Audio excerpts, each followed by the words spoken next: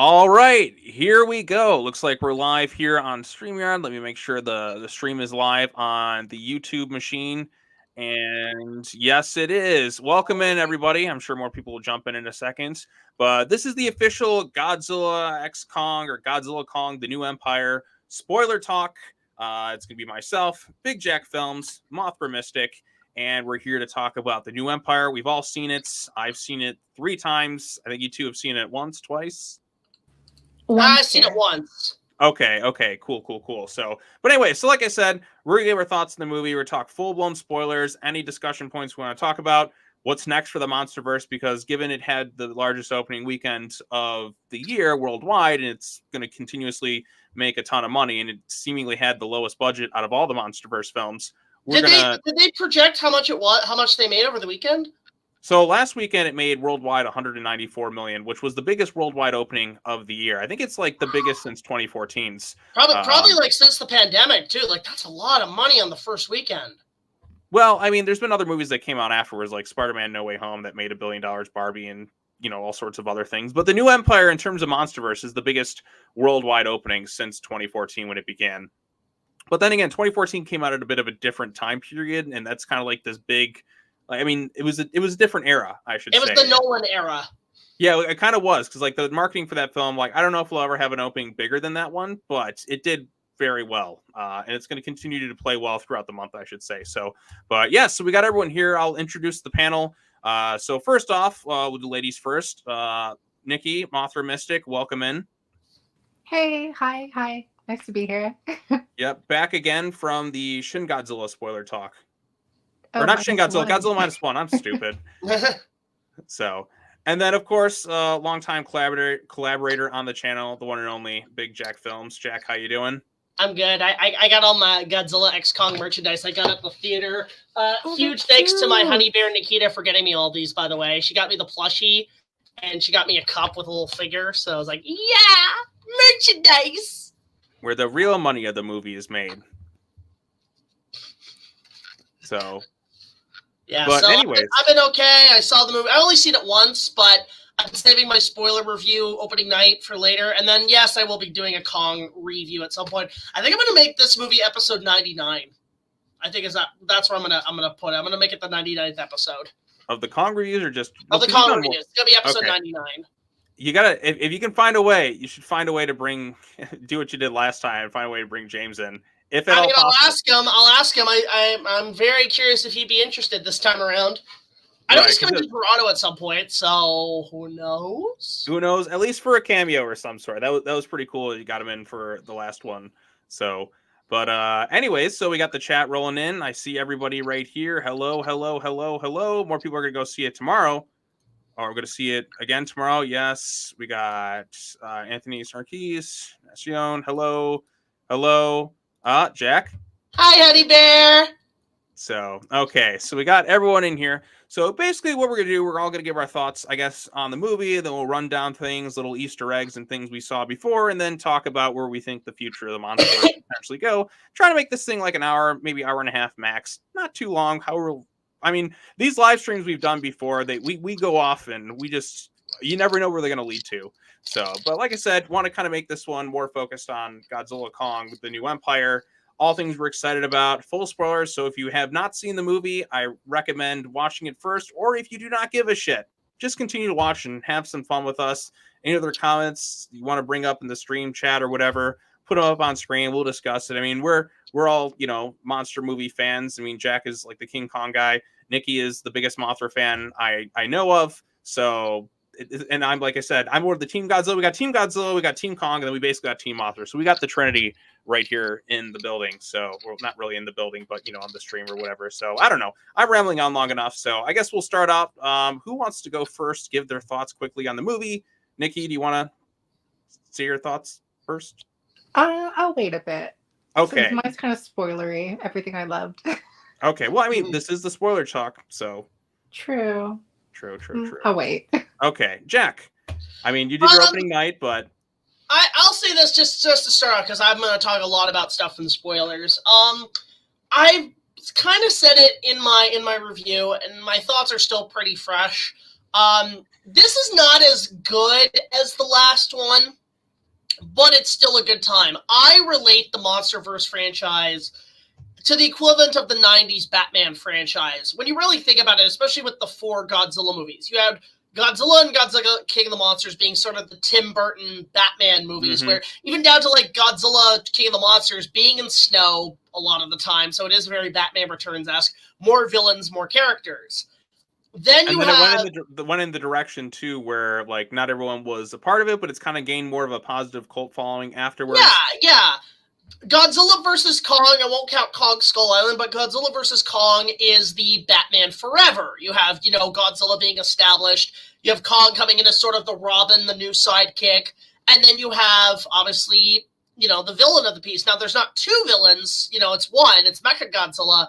But at the same time, you get that dynamic, especially in the third act of it being a team-up film by the end of it.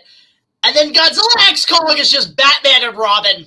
It's Batman and Robin. You got a villain who wants to freeze the Earth. You got another villain who's much more nature-based. You've got sort of that, and also a mix of the Bane aesthetic, but much more in the vein of, like, Tom Hardy's Bane. You have 2 heroes that are trying to save the day. They're joined by a third heroine hero, and they all bash up and try to save the world. It's Batman and Robin. But in this case, more toyetic. And it's funny, one of the critics said this movie is colorful, campy, flashy, and so toyetic it would make Joel Schumacher blush. And you know what? It's also got the same colors too. Here's what I'll say about it. I think we're at an age where stuff like Batman and Robin, when it came out, were a lot more non-accepting. Now it's more accepting. I'm all for it. This is what I kind of want to see. And I'm cool with it. And plus, this is actually just Batman and Robin. I'll say this. It's Batman and Robin and Batman v Superman mashed together and done right. Right. I mean, like I said, I really appreciate, too, a lot of the nonverbal sequences we got in this film. There's so much of the movie told without any forms of dialogue. And I know, it's kind of like one of the most ambitious films in both series because so much of the focal point is told from the monster's point of view. And everything is perfectly conveyed without any, like, words spoken. You know exactly what each one is thinking. Like, when Kong sees his people, you see the terror and all that. In his eyes. I mean, the villain Scar King has a lot of personality. You see what he's done to Shimo. You see how he's enslaved the other apes in like ways that I was definitely not really He's expecting. Like Koba times 1,000. Right. He's Koba. Koba at least still cared for some apes. Scar King just hates everybody. It's his way or the highway. And he is an asshole beyond belief. And it's great. You know what I realized too? Because at the end of Dawn, Koba like falls into a fiery pit. What if he eventually evolved into Scar King? You never know with the way, like maybe he traveled through the like time or something. I don't exactly. Yeah, like some sort of time warp. I mean, Planet of the Apes has time warps. Hey, you never know, but yeah, Scar King's a real asshole too, and he's just Ghidorah was evil too, but Scar King I feel like is kind of more evil because like he's more of like a human type like level of intelligence. And Ghidorah, while he controlled other monsters to kind of do his bidding, he wasn't enslaving people for thousands upon thousands of years. He wasn't owning, I guess, I mean... He's a pimp. He's a pimp. Yeah, like Ghidorah just like, okay, wreck shit. I'm terraforming the planet. This is my home now. Then I'm just going to do whatever. Scar King, like, systematically destroys people. And he just has this pure hatred for everything. And he just... like he tortures other titans too, which is something you don't really see. I mean, Ghidorah, like he kicks your ass and he's like, okay, you fall in line now. But Scar King just hates like so much. Like he is just an ass. He's got his own army of apes. Can you imagine like Ghidorah coming in and fight and kicking the shit out of Scar King? And Scar King's like, okay, dude, sorry, holy shit. Whoa, just take it easy, man. The scene that like comes to mind with Scar King, like how evil he is, like when he comes off his throne, when Kong's like trying to stand up for like the apes, and like he does that anime look down, lean to one side, and someone posted a picture of it's like him next to Majin Buu, and oh my god, that's it. He's super Buu.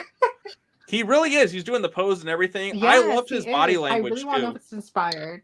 Mm-hmm. He's very Frieza, very Majin Buu. I saw a lot of Bane from Dark Knight Rises when he fights Kong. Like when me and Nikita were in the theater, I was leading her to her and saying, "Let's not stand on ceremony here. Mr. Kong. And think about it, like even Zuko takes Kong to it and like leads him into a trap. You want Kong to be like, "You made a serious mistake." Not as serious as yours, I fear. Man, I also want to say I really love Kong's characterization in this series so far. It's so refreshing. I mean, I know you're the Kong guy, but I mean, after a while, seeing the same Beauty and the Beast thing like 3 times gets a little tiresome. I kind of want to see him go in some more interesting directions, and he's always been a bit of a loner. And we've seen his arc throughout these movies. And when we first see him, and like you read the Monsterverse, graphic novels and comic books, and then you read or you watch Kong Skull Island, he's just like this lonely god on his own little island. And he's been looking for a connection. Others like him, the closest he can get is looking at his reflection. He's been a loner. He's a protector. Like, he cares for people. Even when that one ape tries to like stab him, like he falls off, Kong catches him. Like, okay, I'm still gonna help you out here. Like a real Goku type move. He's very Goku, very Lion King in this movie too. Like a lot of Lion King. I mean, down to the villain being called Scar. But you see who the apes are starting to realize. I like this king a lot more. Right. And the one thing, I mean, you bring that up is that, he's been a loner. I'll say this. This is actually the first time in Kong's 90-year history, this is what blows my mind, that he's able to connect with a son-esque figure. Because we had Son of Kong, where never even saw him Kiko interact with his dad. We had Prince Kong in King Kong Lives, and they had, like, one moment when he got to see his son born before he dies. Right.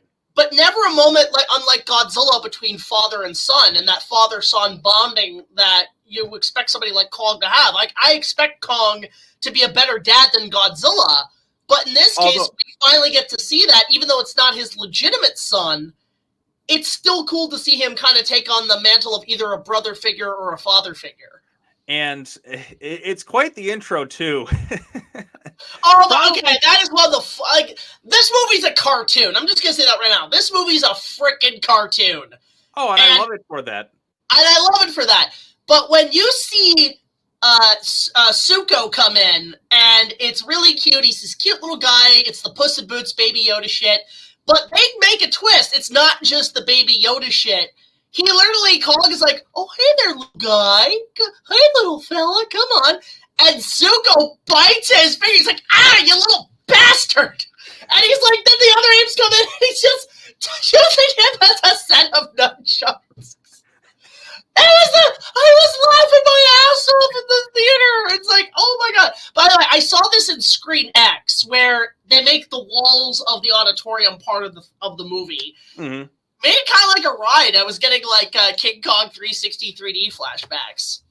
Yeah, when he uses Zuko as like a pair of nunchucks, I was like in tears laughing. That the two moments with Kong are two of the funniest moments, and they become pretty big meme. The second one, when he's in the I guess the realm of the apes, if you will, he helps that one ape up, and the other ape's getting in his face. Like, hey, what the fuck you do? And then he just one punch knocks him right the fuck out, and I lost it. I mean, that's become probably the biggest meme of the week. I love it. I love that it gave birth to one of my best remixes, where it's the Looney Tunes, where it's Foghorn like, "That's a mathematics, son," and it just going on. It's like, shut up.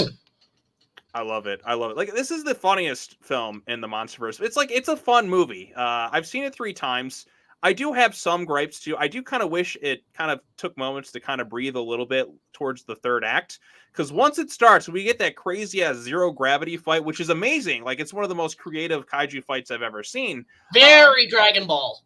Very Dragon Ball. They're flying through. Like, I mean, I didn't really expect a fight where Godzilla's like soaring through the air, like swing through the air like a shark in water, but through like zero gravity fighting. He's like whipping other apes and that around. I mean, Godzilla, while not in it as much, even as like Godzilla versus Kong, he is just like one-shotting everybody. Like, he is kicking everybody's ass. He doesn't care who it is. The man is such a hater that he travels thousands of miles in like a matter of minutes, it seems like, to fight Kong in Egypt. And he suplexes him off the top of the pyramids. It's amazing. Like, whoa, let me tell you something. Boom, boom, boom. Then, of course, we have the return of your favorite character, Nikki, Mothra. How did you think of Mothra's return? Like, were you happy with it? Did you need more? Oh my god. I was so ecstatic. You should have seen my reaction.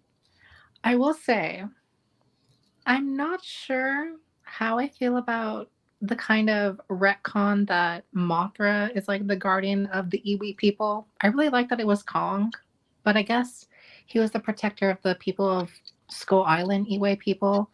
I don't know. Well, Not sure how to feel about that. Well, if you look at the first Kong Skull Island, they do have Mothra's symbol like ingrained into their Yeah, tattoos. So, but I do I wonder do too remember about that. because in King of the Monsters during the credits, they say they found an egg near Mothra's habitat, and I'm wondering because Mothra just kind of manifests out of thin air this time around, and That's I'm what I She want to know she too. probably hatched in between films because she was maybe supposed to be in Godzilla versus Kong as well. right. That's that end credit scene that they storyboarded with Zenzi or the Dr. Ling or whatever from Godzilla King of the Monsters. They storyboarded that. They never really went anywhere. Although, now that I think about it, since Mothra is back in this film in a bit of a different sense with the Iwi, that egg may not necessarily be Mothra she was that they found. Like, what if it's a little Godzilla's egg?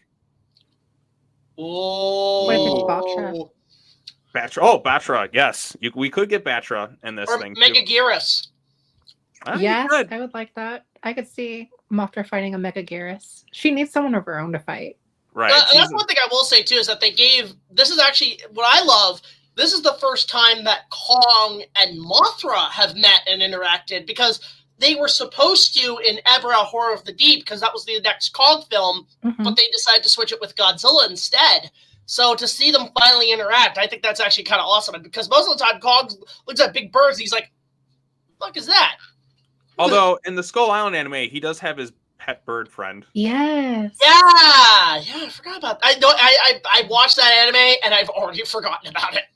I liked it. I'm like, see, they already wrote season 2. They need to greenlight it. Just finish up season 2, wrap that story. Because I hate when things end on cliffhangers. Monarch is kind of like a bit of the same way, but although Monarch, like, we still have more stuff that continued in terms of the timeline afterwards in the Monsterverse, and it just won some, like, I guess, like some Critics' Choice Awards or whatever for like Kurt Russell and that. So I'm like, and it did, and it was a big hit for Apple TV. It was one of their most watched shows. So when are we getting season 2? I mean, with the Monsterverse right now, I mean, I know that we just gotten spammed with so much Godzilla stuff and Kong stuff in like the last couple of months, but I like that scene in like Revenge of the Sith where Anakin's like, I want more, and I know I shouldn't. I should probably wait and enjoy what I have for right now, but I'm ready for the next stuff. I know I think personally, we should be. I mean, like we've been very well fed, but now we're full and we need to digest a little bit before we really get anything else. I mean, I know they announced. Didn't they announce a game or something? Yeah, so there's supposed to be a Monsterverse game coming out later on this year. It's gonna be console and PC, but there's not much details other than like, let me see if I can pull it up really quickly on the Twitter machine. But yeah, it's supposed to. Hang on, let me find it up. Keep talking. I'm gonna pull this. What I find kind of interesting is that with because I kind of have pitches for what I would want to do to continue in the Monsterverse. Like I have two ideas. A Mothra solo film and a Rodan solo film. I think because where's Rodan? You get Mothra, but where's Rodan? Mothra, I always pictured being actually taking place during World War II, and maybe having it where like Mothra battles the Germans, and then with Rodan, I just want 80s Top Gun, but with Rodan at it. That's really all I want. I mean, this movie is just riddled in 80s. I'll say that. The 80s is all over this. I know a lot of people kind of complained about the soundtrack. Oh, the soundtrack's great. I liked it. I mean, like, especially Mothra's theme got a huge uproar on Twitter. Well, it's only because I think people don't understand how legal rights work, and Toho is allowed to say no. Right. Okay. So I got... All right, here's Goromaru's account to talk about the game. So Legend confirms 7 levels console PC Monsterverse game hits later this year, unveils new Monsterverse licensing program, success of GXK The New Empire, and the Monsterverse celebrating 10 years of Titan. Fast Epics Legendary Pictures unveiled the newest licensing program for the Monsterverse, reeling new and returning partners, their box office, and retail success. It is exhilarating to see how far the Monsterverse franchise has come in 10 short years, says so-and-so. Our core fans are as engaged as ever, while kids and families are embracing our Titans, both at the box office and at retail. I mean, merchandising for the Monsterverse does very well, especially the toys are insanely sold. I see that I went to Comic-Con, and we saw they were reselling the Godzilla remote control with the fog shit. That toy is selling like hotcakes, and they were like doubling the price at Comic-Con. And I'm like, are you kidding me? Right. So and actually, it's okay. So the Call of Duty crossovers, like I want like a full fledged like game. So we got Titan Chasers, which is coming out while Seven Levels has created a PC console game coming out later this year. Please be a good game. So largest video game created within their house, as well as ambitious adventure for consoles and PC release later this year. Okay, let's see if there's more details. Okay. Here's what I'm wondering: is it gonna be a like destroy all monsters melee game? Is it just gonna be where you pick All a right, monster this is fight? where it's saying the Untitled Monsterverse action adventure video game is the company's largest project so far. Under an agreement with Legendary, the studio produced the game for PC as well as current next generation consoles. The license has been granted for all territorials, excluding China. The game will take place after Godzilla vs. Kong. The events of the game will take place shortly after. From the aftermath of GVK, the player will have to survive in the desolation of a ruined city. For this, they will use, among other things, the colossal strength of the Titans. The title combines the genres of action, adventure, and platform games, and the whole thing will be enriched with a realistic audio-visual setting. So it's like the Peter Jackson Kong game, where you switch to POV, but then you sometimes play as the monsters. It could be the case, and I really liked the Peter Jackson King Kong video game. I thought that game was a lot of fun. I know you've been doing some Let's Plays of it as of late. I kind of quit playing it because it got too hard. It's like I said, it's generally a pretty fun game overall, I'd say.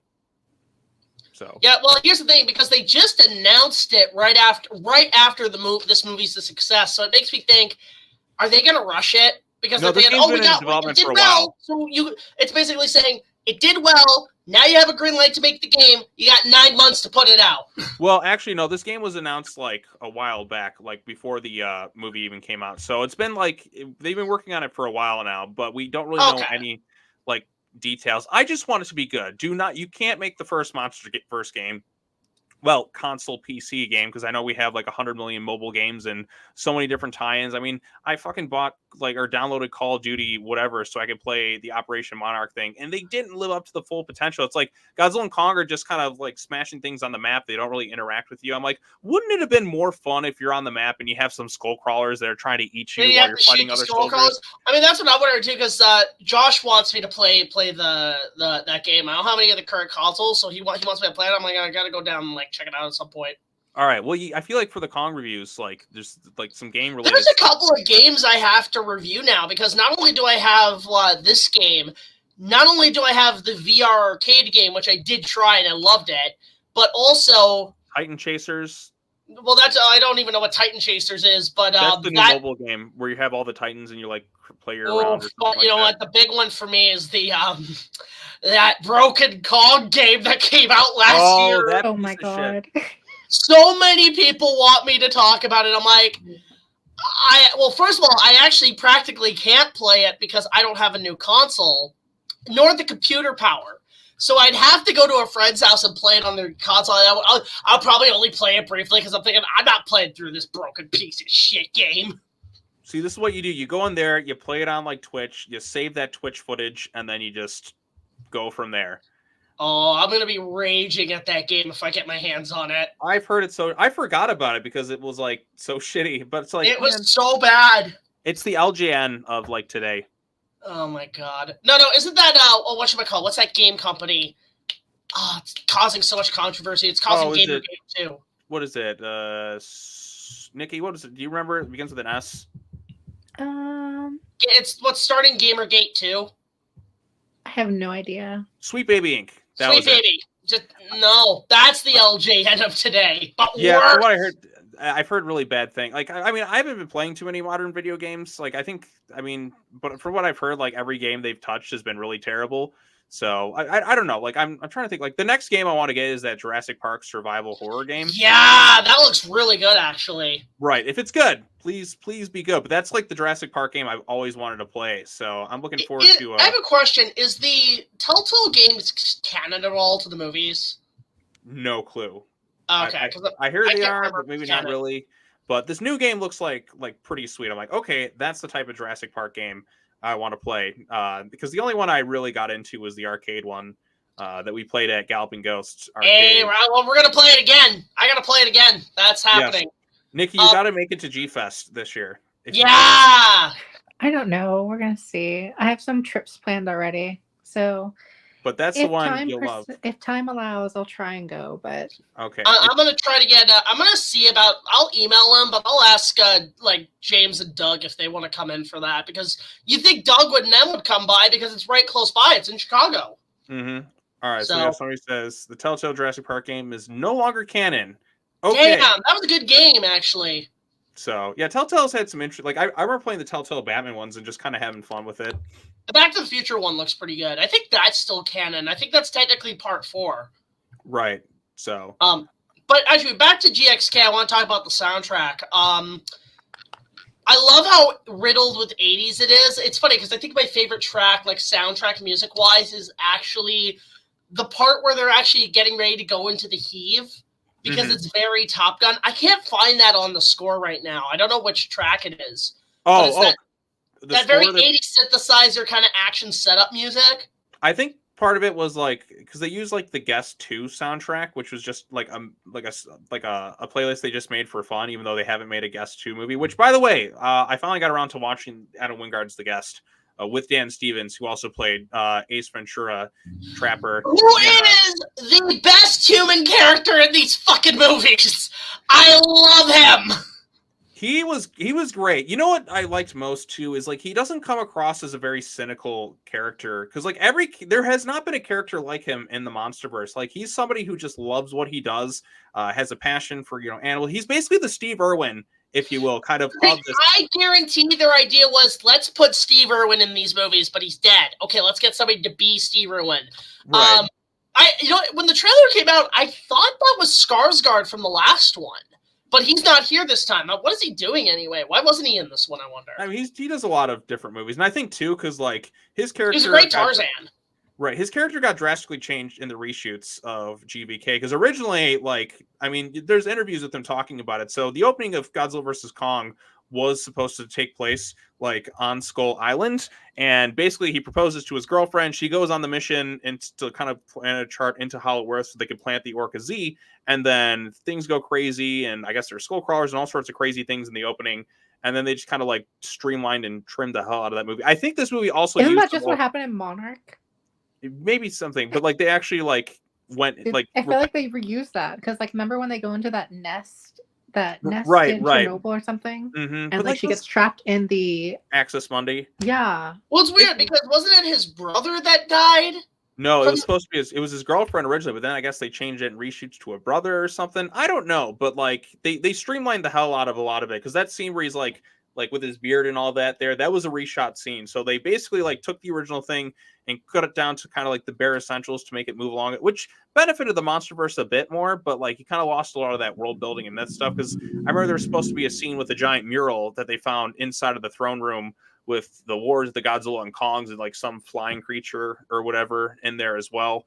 That would have been cool to kind of see, but I mean, they kind of streamed that one down to the bare essentials. And I know there was originally like the ending of GVK was a little bit longer because, like, I guess from what I heard, Dr. Ling or Chen, basically like the post credit scene or whatever was her going into some place and you're hearing the roar of another Kong to kind of set up this movie, but they wanted to kind of like take it out so they weren't like pigeonholed into they weren't sequel baiting, because they probably thought Godzilla vs. Kong was going to be the last one, but then it did so well they said fuck it, another one, we're gonna make another one, right? Because King of the Monsters didn't perform as well. I think too the release day really hurt King of the Monsters because it was sandwiched between like Endgame, Aladdin, and all sorts of other things. It just kind of cannibalized it. And I saw that at the box office, like Godzilla Kong the New Empire has already crossed the domestic box office of GVK and King of the Monsters.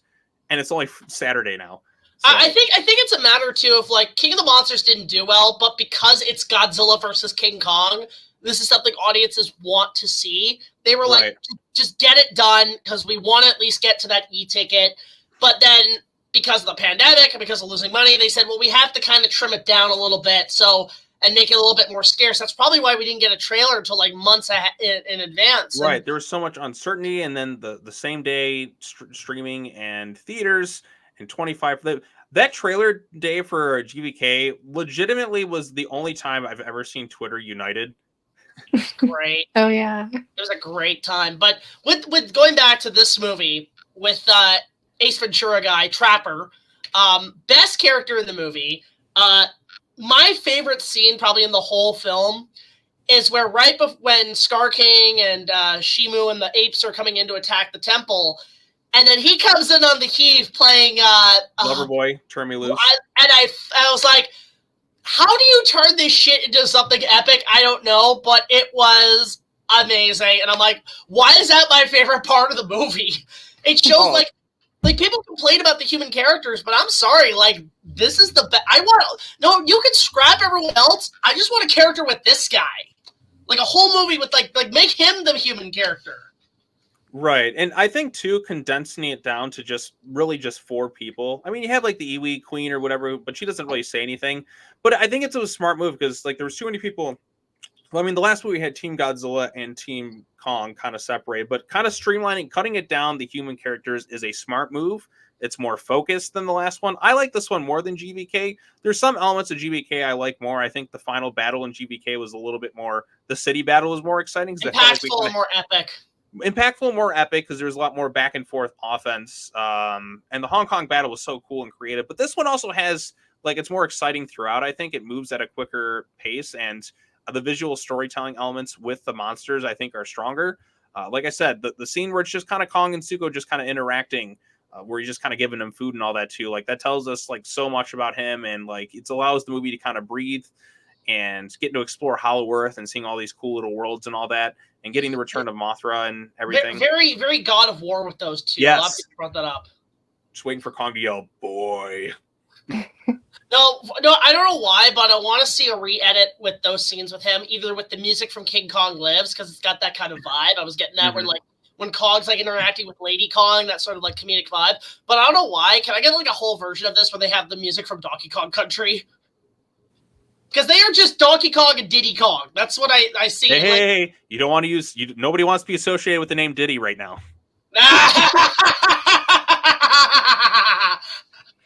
I like the edits on Twitter where people say Zuko looks like the kid from Malcolm in the Middle. Oh, was it Dewey? Yeah. Oh. No, fucking no, because Diddy's not here to say vote or die between Godzilla or Kong. Oh my God. So much shenanigans. Like, what do you all think of Shimo? I think it was a cool design. Basically, like Ice Godzilla. It's a cool design, but I'm going to be honest and say I think she's a little not only underused, but kind of thrown in at the last minute, and kind of I'd say has the least character arc. Because not only do you have her mostly chained up and stuff, and like you go through the whole history of her being this ancient godlike titan, like this, you were setting this up to be like the Lord Beerus of this franchise, and then to see her fight and stuff is great. But then afterwards, I felt it was kind of subtle, like kind of like out of nowhere that she boom suddenly a good guy. Well, like, she's been enslaved like for thousands upon thousands of years, and she doesn't want to be doing what she's kind of doing. And like he has that little device that kind of controls her. And have you seen the artwork where it's him with the thing, but instead he's the evil monkey from Family Guy? No, I haven't. Oh, maybe I have. So. Oh, it's great. It's really good. I like how expressive the monsters are too. Like when she's finally like free of her stuff, and then Godzilla clears the sky at the end of the movie, you see her like happy and contempt for the first time, like she's escaped her abusive captor, and then Kong just kind of rides her back and scratches her like a little dog. It's funny because when Godzilla does that, I just expect to catch a Batman going, "Looks like it's going to be a beautiful day." Yeah, that needs to be edited into the movie. Please, like somebody, Sean, edit that into the movie. When the footage is properly, music and everything. When the footage is like free, like released publicly, because I know they're striking everybody who posts anything on Twitter or Instagram or anything like that. I'm like, nope, not going to post any clips just yet. But like I said, when that happens, we got to edit in. Remind me, so we'll edit in that George Clooney. Because like I said, it's the ending of Batman Robin. They're freezing Brazil, getting ready to start the next ice age, and they redeemed the Frozen character. Right. Thanks to like Kong. Now it's kind of where we have like the Titan Avengers kind of at this point, or Justice League. I mean, Godzilla is basically Superman because he's super powered and all that. Kong is Batman. He's got all the tools and gadgets. Zuko's his little Robin. Yeah, you're right. It is. Well, so what would make Shimo? Would she be like the Batmobile? I'm still thinking about that. Mothra is Wonder Woman. Rodan, I'd probably say, is more akin to the Flash. Yeah, that's why he doesn't have a movie. But yeah, so something like that. If they were to bring Gamera in, I'd probably make him like the Green Lantern come from space. That makes sense. Extraterrestrial vibe. Or they bring in Jet Jaguar as like an alien robot. Jet Jaguar would be the Captain America. Well, I don't know. It's tough. Like it's not always one for one. I still want Bryan Cranston to be like the one in the outfit. Like they resurrected him and they put him in the Jet Jaguar outfit. Or just let him do the voice or something. That would be terrifying, actually. No, it's just, I mean, because again, it just redeems the fact that they underused him in 2014. It's like, I mean, the only way you can make it make sense, they dump him in the ocean, and then he's taken to the Hollow Earth, and then they use like some sort of thing to revive him, and then like using the technology. Mm-hmm. Or he never. They bring him back to life. So many things you could do.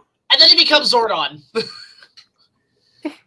Yeah, like however that works. I mean, you got the crossover with the Power Rangers, so it could happen. That's right. The latest issue released this week, Godzilla vs. Mighty Morphin Power Rangers 2. Although it's not so much like the latest thing. I'm still trying to get a grasp on where this timeline, because it's like they're dealing with the multiverse. You have the White Ranger coming in from one universe, and you have the Green Ranger here. Then you have Astronema coming in. Now you have the Psycho Rangers, and there's like a Psycho Ghidorah Ranger now. And I'm like, is Godzilla going to morph?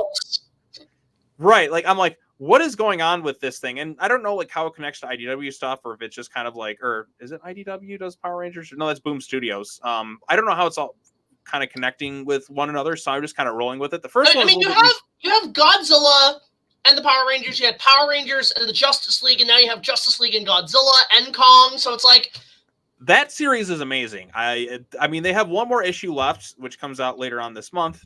I'm going to be so sad when that's done, because like in terms of like DC events, and I'm so event fatigued, but like that is the one thing where I'm just every month just having a big smile on my face each and every issue.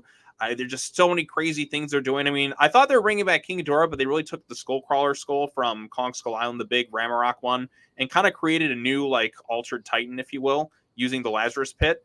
So like they're doing so many crazy things with it, and Lex Luthor is controlling Mecha Godzilla. And I'm like, this is just fun. Can you imagine if James Gunn, when he does the DCEU and he sets up that multiverse thing, and they bring in Godzilla and Kong? Well, I mean, Gunn is if they do that, it's gonna be like, what the fuck? Right. I know Gunn is a Godzilla fan, because I mean, you look at Peacemaker, he has Mothra references. When GVK was coming out, he was talking about his excitement for the movie and all that other stuff. And I think like when the New Empire had a successful thing, he shared the DC Comics books panel of like Justice League vs. Godzilla vs. Kong, saying congrats and all that. So he is a fan of like, I mean, he loves animals and creatures and all that. So I would love like an animated film adaptation of that. If we could get that, that would be incredible. Well, you know what's weird too is that with just off topic, Transformers: Rise of the Beast setting up with G.I. Joe and the Hasbro Cinematic Universe for Paramount. Mm-hmm.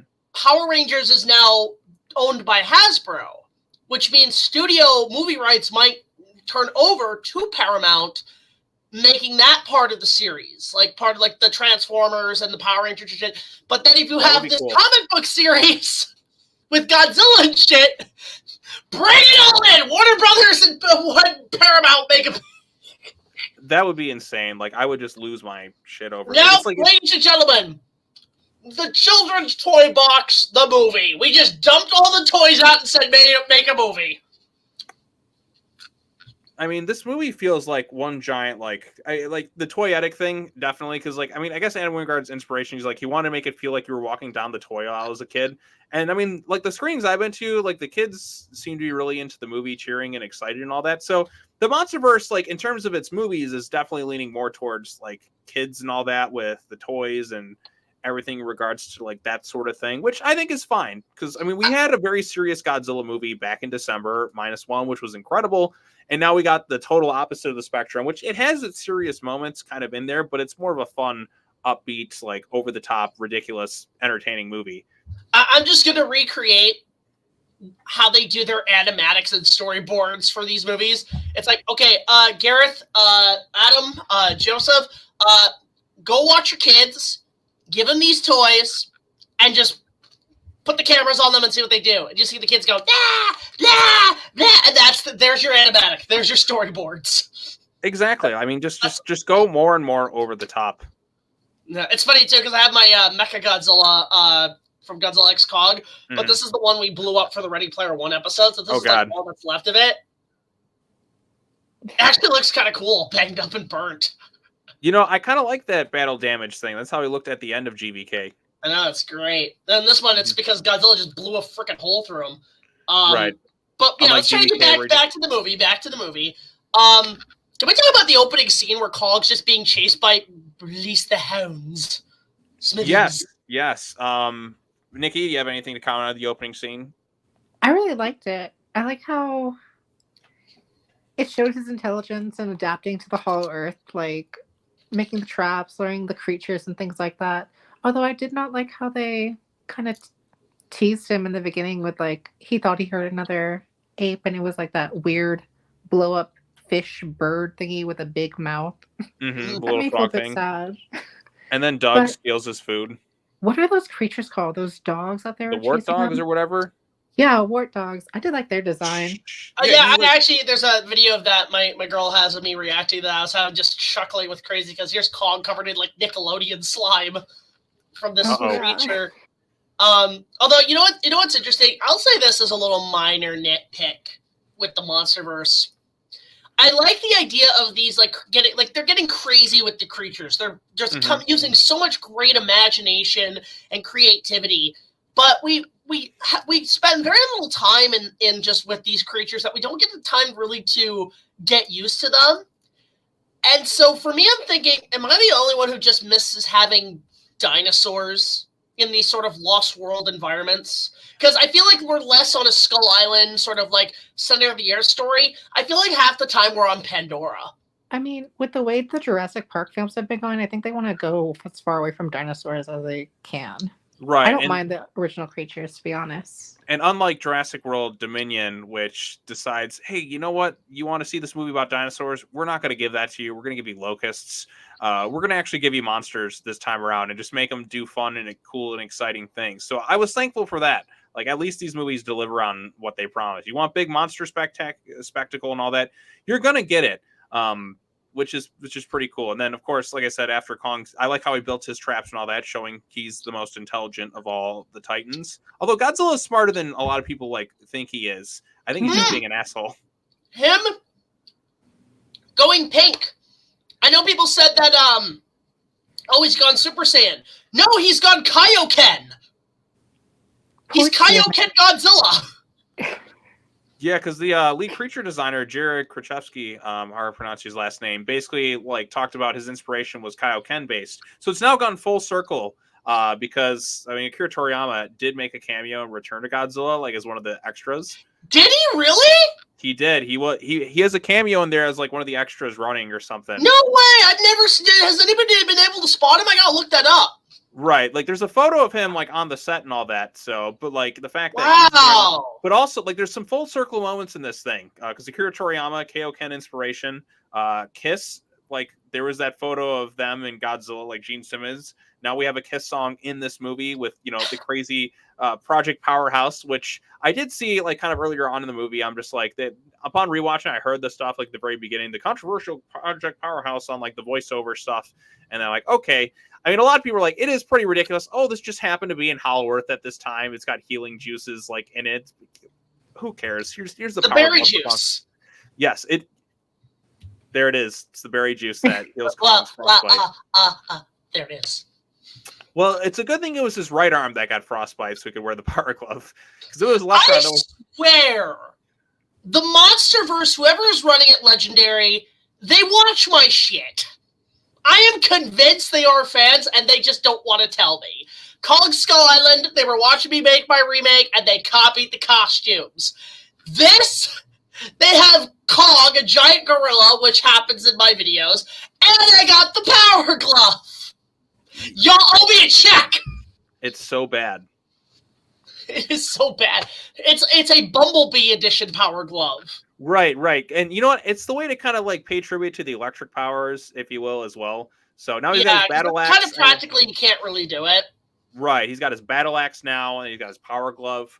Other little Easter egg things I noticed too. This is kind of the big one I noticed upon my second watching. Is if you look at Bernie and his little podcast thing, one of the titles mentions Planet X imminent or something along the lines of that, which confirms Planet X exists within the Monsterverse, which means Exilians, which means I need Nick Cage as the Exilian leader in a future Monsterverse movie.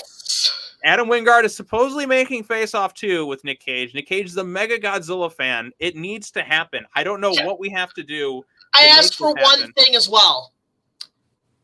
Team him up with John Travolta and just get John Travolta to just go full on Turtle from Battlefield Earth again. Oh my god. Yes. No. Yes, Godzilla, you're learning how to spell your name! I was training to conquer galaxies! Fuck it. Make them the two lead alien villains, and they're just over the top from like they're two face-off personas where they're both like Castor Troy over the top as the villains hamming it up the whole time. And every time John Travolta's on stage, they have to just tilt the camera. You're learning how to spell your name! Oh my god, I feel like Get him, Godzilla! I kind of like how you did legitimately tilt the camera like that. I have it on like on a jointed tripod. I think that'd be really funny if they just did that. Just spell your name! How will Big Check Films get out of this live stream? Oh yes, that's right. When the villains are on screen, it has to be crooked. It has to be just 60s Batman. Yep. That's one of my favorite little details, though. Like, the camera's tilted because they're crooked. I'm surprised there was no camera tilting in this one with the comparisons to Batman and Robin. Well, we kind of have, like, the shot, like, the opening shot in Hollow Earth with the crystals, and it's kind of flipping around. But because, like, gravity works so kind of crazy that way, you're kind of up like this and down like that. But yeah, I mean, we get a little bit more of the Titan world. There was that massive fucking skeleton that Kong and Zuko walk across. I'm like, how big is that thing? That's like a couple miles long, it seemed like. I wasn't thinking about that. I was just leaning over to my girlfriend and saying, just keep looking and don't look down. Shrek, I'm looking down! Yeah. But you're already halfway, Zuko! That's it! No, wait, don't! Stop! No! Don't do that! Oh, what? This? But yeah, we have reached like unimaginable scales that like even that kind of scares me. Because like Kong is like 300 feet tall. Like you feel like, okay, these are monsters big. Then you see a skeleton like that they walk across like that. I'm like, how fucking big do these Titans get? Like, I'm like, how do you even fight something like that? Like it dwarfs them in scale like substantially, and it's like, how does something like that even like move around? It's so like gigantic. Like it's Serpentera from Power Rangers. That's oh my god.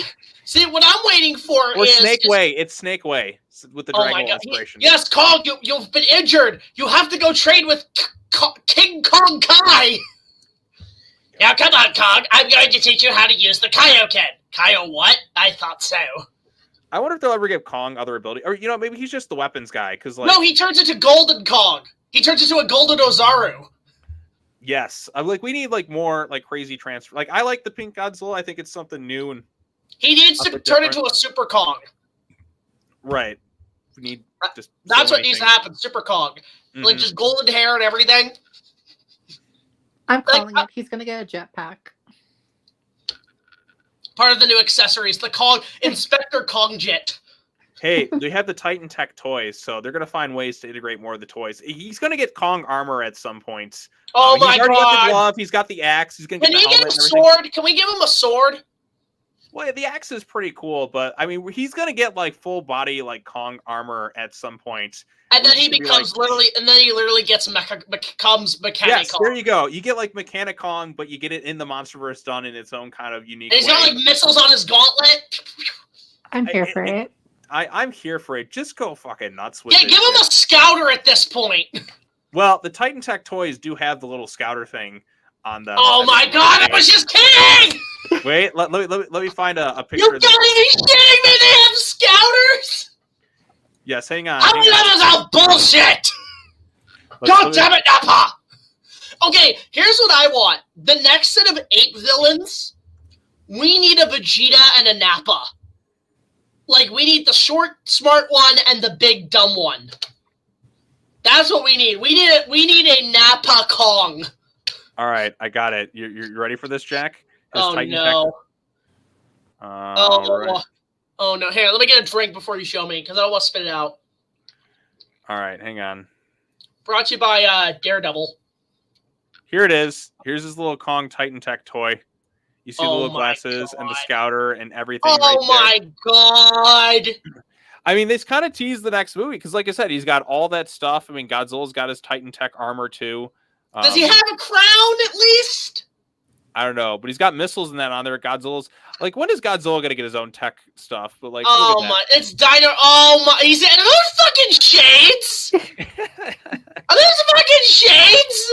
They are. Find the Rodan one, Sean. Oh my God! Know what that looks like? That looks like the fucking Lego Legends of Shimo gorilla figure. He's got Titan Tech armor right here. This is so my God! Yeah, these are toy commercials now. Buy our shit. Screw it. Give me the toy commercials. I'd rather. This is literally just Jurassic Park Chaos Effect, the toy line. Yes. Give me all the toys. Like more. I don't care if I can't afford this shit. Like my wallet has nothing left. Warner Brothers, I can't afford this. I just love it. Like, this is like where we're at now. Here's the more ridiculous toys transform into this like wackadoo, like silly, over the top, crazy stuff. So where's the Transformer kaiju? I mean, we kind of already have that with his little bumblebee glove, but like literally, like it's like a robot thing, and it turns and transforms into a kaiju. Yes, more over the top, crazy shit like that. So, I guess other things we didn't really mention. Yeah, I mean, like we've been talking for like 50 minutes. Some of the other human cast members. So Dan Stevens thought he was a standout. Brian Tyree Henry, I think, was better this time around as Bernie than he was in Godzilla vs. Kong because he had Dan Stevens to kind of play off of. But you still have Eileen Andrews. You know, she kind of brings like some gravitas to the movie. And then Gia. Gia is still great in this thing. And I thought that they actually used old footage that they shot for Godzilla vs. Kong in this movie. When they look at that footage of Kong saving her, like that's her as a kid. I'm like, oh, so that's some of the missing footage we didn't see in the last movie, I think. And by the way, Sean, question. When she's in school and having those psychic visions, were you getting a little bit of that Halloween 5 vibe? No, I did not. What's her name? What's the name of Jamie? What? Jamie? Yeah, when Jamie's having like psychic visions of Michael Myers in Halloween 5, I was getting that. Expecting Dr. Loomis saying, "No, the evil is not dead." I didn't get those vibes for sure, but you know, like she actually has her. She doesn't have as much to do with Kong. She still has a few scenes with them, but they're really kind of doing their own separate journeys, if you will. She's the chosen one to bring Mothra back. Now, what I did hear, well, because I remember there was that whole like, if they didn't get Mothra, they're going to use this new Titan known as Phosphora. But they were like, they always intended to use Mothra, but like Phosphora was kind of their backup plan while they're dealing with this crazy rights situation with the Toho monsters and all that. Because it doesn't work unless it's Mothra. But like, because like they would have had some other random monster in there. But it needed to be Mothra for that scene because we've already established their connection. I like as soon as like she shows up, Godzilla's immediately calm and cool. Like, there's my ex-wife. Like I'm head. Is literally the Viking from How to Train Your Dragon. You were beautiful as the day I lost you. Pretty much. I mean, because Godzilla, like this time around, like he's just been so. You know what? My head, like after King of the Monsters, he's been a really depressed, angry, like drunk guy, roided up. Girl. Yeah, like his ex-wife is gone, he's upset, and like he's just lashing out at everybody. He's mad at humans for building Mecha Godzilla. He's mad at the Titans for not falling in line and taking like, you know. Every time he uses his beam, like where he like goes underground or above, that's him like putting up the big stereo singing, "Baby, come back! You can blame it all on me." Can somebody edit that, please? Someone I'm sure will. So Mothra, come back! Gotta spread those wings. God damn it, son of a bitch. But yeah, he's finally happy. His wife is back in his life, and he's immediately calm. Like that's probably like one of the best scenes in the movie. I do wish it went on a little bit longer though. Just a little bit more, like a few more. Like give it like 5 to 10 seconds to let the scene kind of breathe some more while they all kind of have their moment where Kong's looking up at Mothra and then Godzilla's Kong. And then he actually like looks at Gia. And I wonder if there is a telepathic link between her and him kind of, because he kind of looks and he looks back up and he understands like what he has to do now. Okay, I'm just about to ruin the next one for y'all. What if they do the son of Godzilla and we never know who the mom is and we kind of imply it's Mothra? Oh, there's images out there. Like the egg is actually that's like so. Basically, in the next one, the son of Godzilla is gonna have wings. Oh. Wings. I'll be like, fine. I don't care anymore. This is stupid, but I don't care. Okay, no. It's there. There's things out there. All right, hang on. Oh no! Please don't, Sean. Don't. Oh, I think I'm going to right now. Please, Adam, just say fuck it and go with it. Okay. Fuck it. Let me find them. That's where we're at with this franchise. We are in fuck it territory. No. Fuck I'm gonna find. it. I'm gonna find the image. Hang on, that I want to look for. I think Nikki knows what I'm talking about. I know what you're talking about. Well, I've seen the fan art that people are shipping Trapper and Hayes, which I'm like, I'm okay with that. Yep. I'm okay with that. I'm gonna find this one. Keep talking. I'm looking for it right now. I know which one I gotta find. Oh my god. So, okay. Also, forgive me, folks. I have a bit of a cold, so. Oh. So, okay, what do you guys think they should do next in the Monsterverse? As I look Destroya or destroy all monsters. That's just the next step. Just do it. What do you think? The thing is, like, this movie was sort of a cash grab on the last one, so it was quickly put into production. They didn't really take their time with it. I think the next one we need our Avengers event. We need destroy all monsters. I think, like, instead of being Ghidorah, we need Destroya. And the way I would do it is that you could still do the core of the Earth, not Hollow Earth, but within the like if you go beyond the Hollow Earth, there's the core of the Earth, and that's where Destroya lies. And basically, make him literally be a metaphor for the devil. And also, yeah, Space Godzilla, as somebody says in the comments, Space Godzilla is another one. I have found it, but now I gotta message it to myself. Oh no. Just keep talking. Oh, no. What would you like to see, Nikki? Well, the next one we know is going to be about Godzilla, or focus on Godzilla more. I wouldn't mind if we go get a connection back to the 2014 movie. I mean, I told him my idea is like, we know that GXK takes place like after 2024 because there's been like time skips and all that. So it's like 10 years since Godzilla's appearance in 2014. Why don't we bring back Brody's kid like as a grown-up and like maybe go back, have some flashback to his perspective on the events of 2014 and find a way to work him into the Godzilla storyline. I think that'd be interesting. I actually have one idea too, if you want to bring it back. Establish that the Mutos were actually here it is. Oh my god. I'm okay with that. This is the one. The real father. I'm okay with that. Oh god. I'm not. I was trying to find this one for the longest time, and then you just happen to have it on standby. But I had it saved. I think what they should do is, yes, go back to those elements, but also with the Mutos, and maybe explain that they're from Hollow Earth to a degree, but also maybe have it where, see, the thing is, I don't think the Mutos really belonged in Hollow Earth. They seemed more akin to something you'd see in space. So what if the Mutos are actually, here's what I would establish. The Mutos are actually young. They're like essentially teenagers. So the true Muto is Gigan. Have it where Gigan is actually the queen or the king Muto, is what I would do. Establish Planet X. Maybe he comes from Planet X, Gigan. That's where the Mutos are from. And then you could also include Space Godzilla with that. That's how you do it. You do Space Godzilla and Gigan is what I would do. Right. There's so many options you can kind of go with for the next phase of the Monsterverse. Now we're kind of in that uncertainty phase. I mean, we know there's going to get more. It's inevitable because like the movie had such a huge opening. It's going to have decent enough legs at the box office, word of mouth. It's going to make more probably than I think it has a chance. I think of passing 2014's box office domestically. But we'll just have to see how word of mouth is and if it'll carry forward enough through the coming months. I'll say this too. You have monsters from space and more monsters from the Hollow Earth. So from space, you have Gigan and Space Godzilla. And then we had in the Hollow Ghidorah, Earth, which was an alien. in the Hollow Earth, you have Destroya and Megalon. Mutants, right? man-made titans. Destroyer is man-made in a way, Yeah, like he's mutated from the Oxygen Destroyer. And then what you do is have it where you basically create a Legion of Doom for the monsters. Have like an organization of all the antagonist monsters. Like they unionize against Godzilla and Kong. So when that happens, when they find out, maybe Godzilla and Kong have to start an army of monsters to fight back.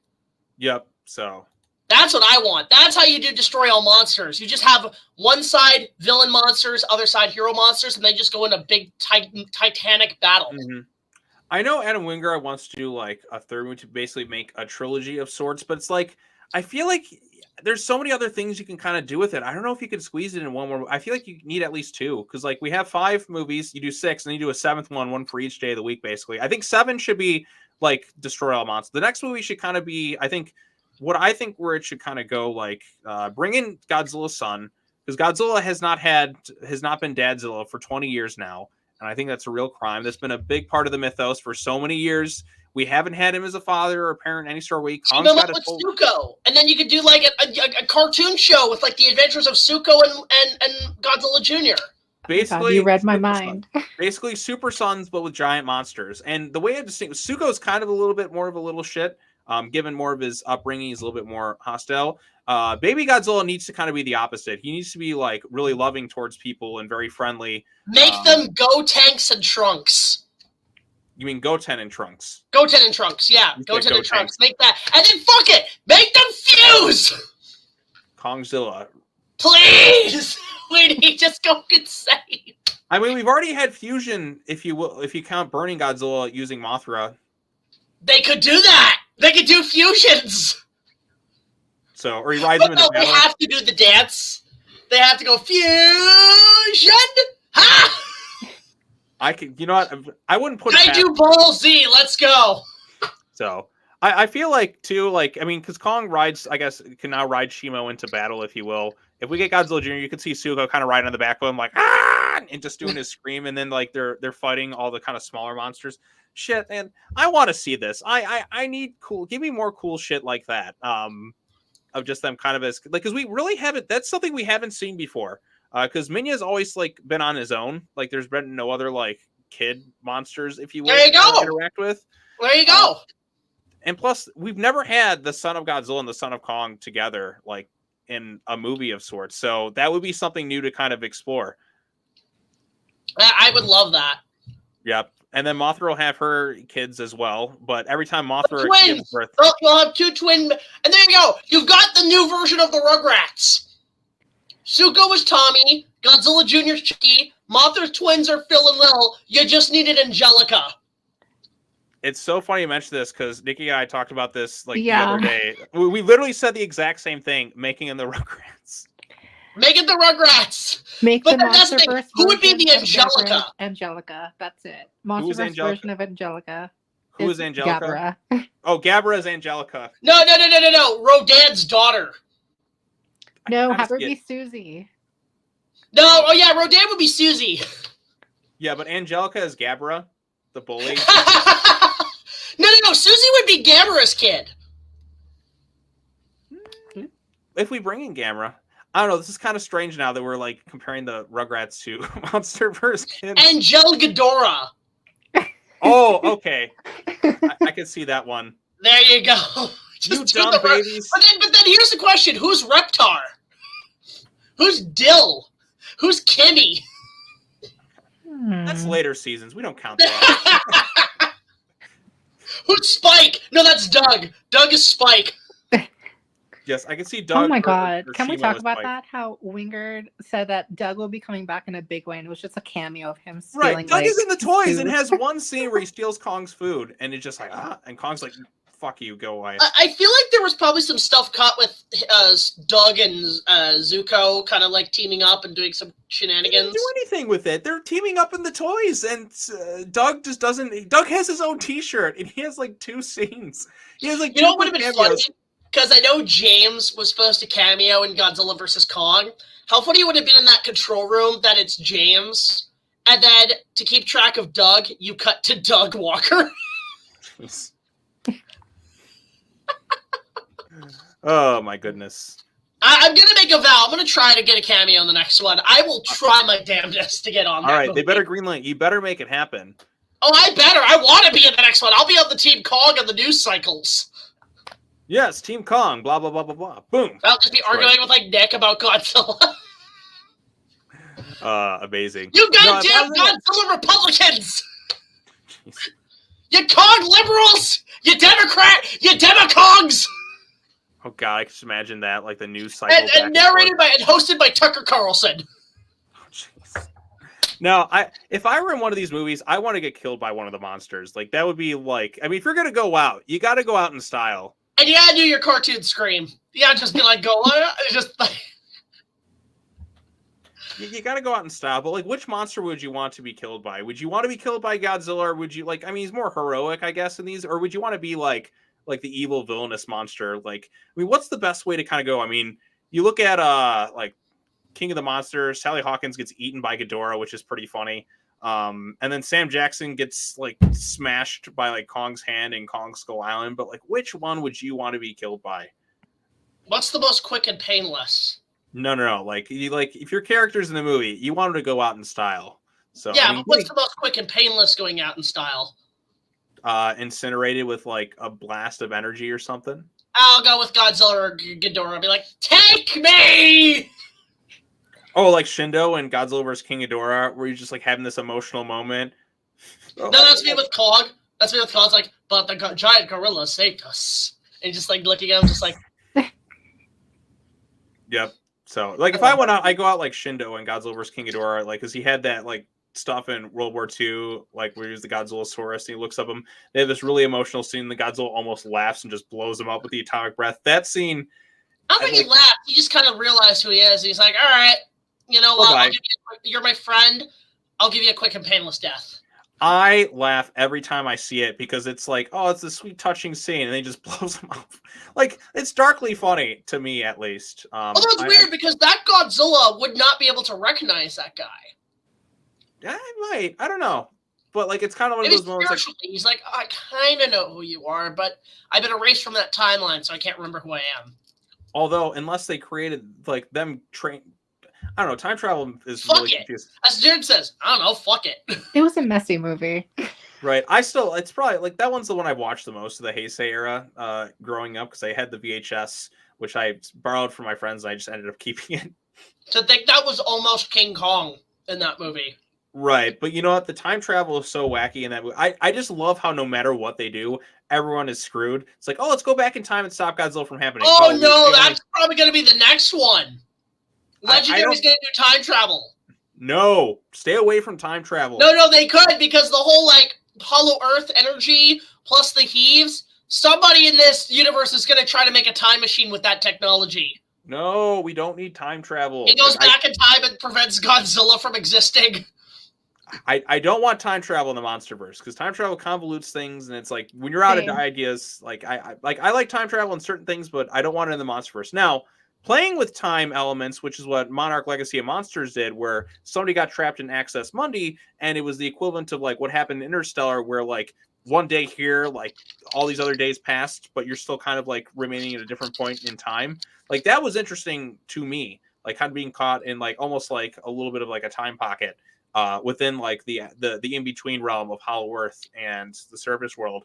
So like that to me was like one of the more interesting things to do. Like you could do something like that, but I don't want to like go back in time. Like that's just like I said, Godzilla vs. King Ghidorah is the only one that does time travel like in a really wacky way, and I'm like, we're just not going to do this again because it makes sense. No, they go back in time and make it where you can see the rest of the fucking movie Godzilla 2014.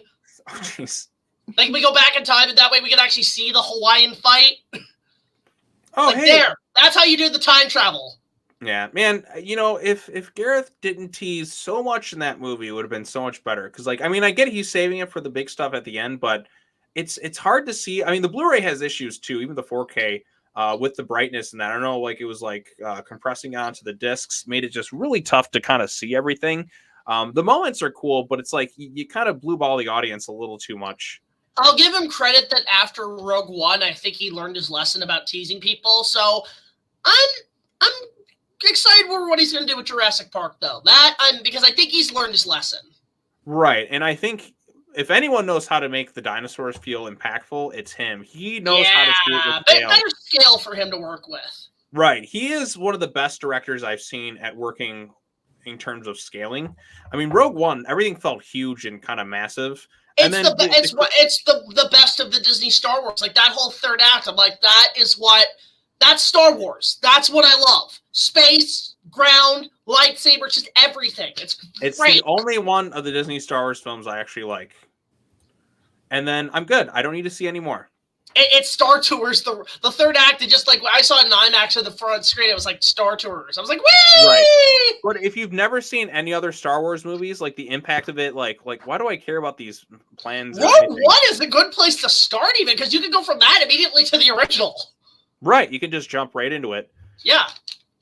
Back to the subject. Okay. What was I gonna say? I'm trying to think of something else to say. Oh, let me pull up these little comments from Wingard. So, like, I've seen interviews, like somebody who's asked him about bringing in like baby Godzilla into it. He says hopefully soon. He's kind of like a few interviews hinted at that's what he wants to do next. He wants the next movie to focus, like, where the primary focus in these two like crossover films has been Kong. And I understand that because Kong's journey was set up and we're getting towards that payoff with him basically being the Moses and letting my people go, freeing it. I mean, and also I think it's because of licensing, because Kong is an American monster, so they don't have to go and talk to Toho all the fucking time. Right, and like, I mean, there's a lot of things that probably go into it, but plus Warner Brothers owns part of the Kong movie rights with the original, so it's free. Right, but like, I mean, they can license Godzilla. They can put him in the movie as much as they want, as long as they have the license to use them in it. And like I said, when they use him, like he's just powering up and whooping everybody's ass. I mean, Silo's taken out, Tiamat, and he just like poor Tiamat just kind of chilling in her home. And Godzilla's like, "You better get the fuck out of here." He's like, "I'm defending my property." Dead instantly. It's great. I'm sorry, but you've been evicted. Oh, I know. She could have fled away, but no. He's like, I need this power up. I need this power. I need to go Kaioken. Kaio what? I thought so. He's gearing up for World War III. I mean, like I said, that would have. I mean, the Godzilla Shimo fight stuff is pretty cool, but like, I would have liked a little bit more focus on that too. But I don't know why. I want to see Godzilla fight the Russians. I saw some concept art on Twitter about like Kong and Scar King fighting in Moscow. Oh! Imagine they go into Moscow and they crush the main castle, and you just cut to Putin going, "Oh, shit." I mean, that could be pretty fun too. What was I gonna say? But yeah, so Wingard, he talked about like wanting the next movie. Basically, with how much they focused on Kong, they want to kind of switch places and let the focus be more on Godzilla as a character, which, yes, because the one in the Monsterverse I feel like who got Godzilla the best, in my opinion, was Mike Doherty and what he did in King of the Monsters. Like, Godzilla's in that movie like a good amount of times, but there's so much focus on him. You kind of have him like the intimidation display. You have those really nice moments between him and humans. My favorite scene in the Monsterverse is still when Serizawa goes into Godzilla's temple and sacrifices himself to save him. It's a nice inverse of the 1954 film.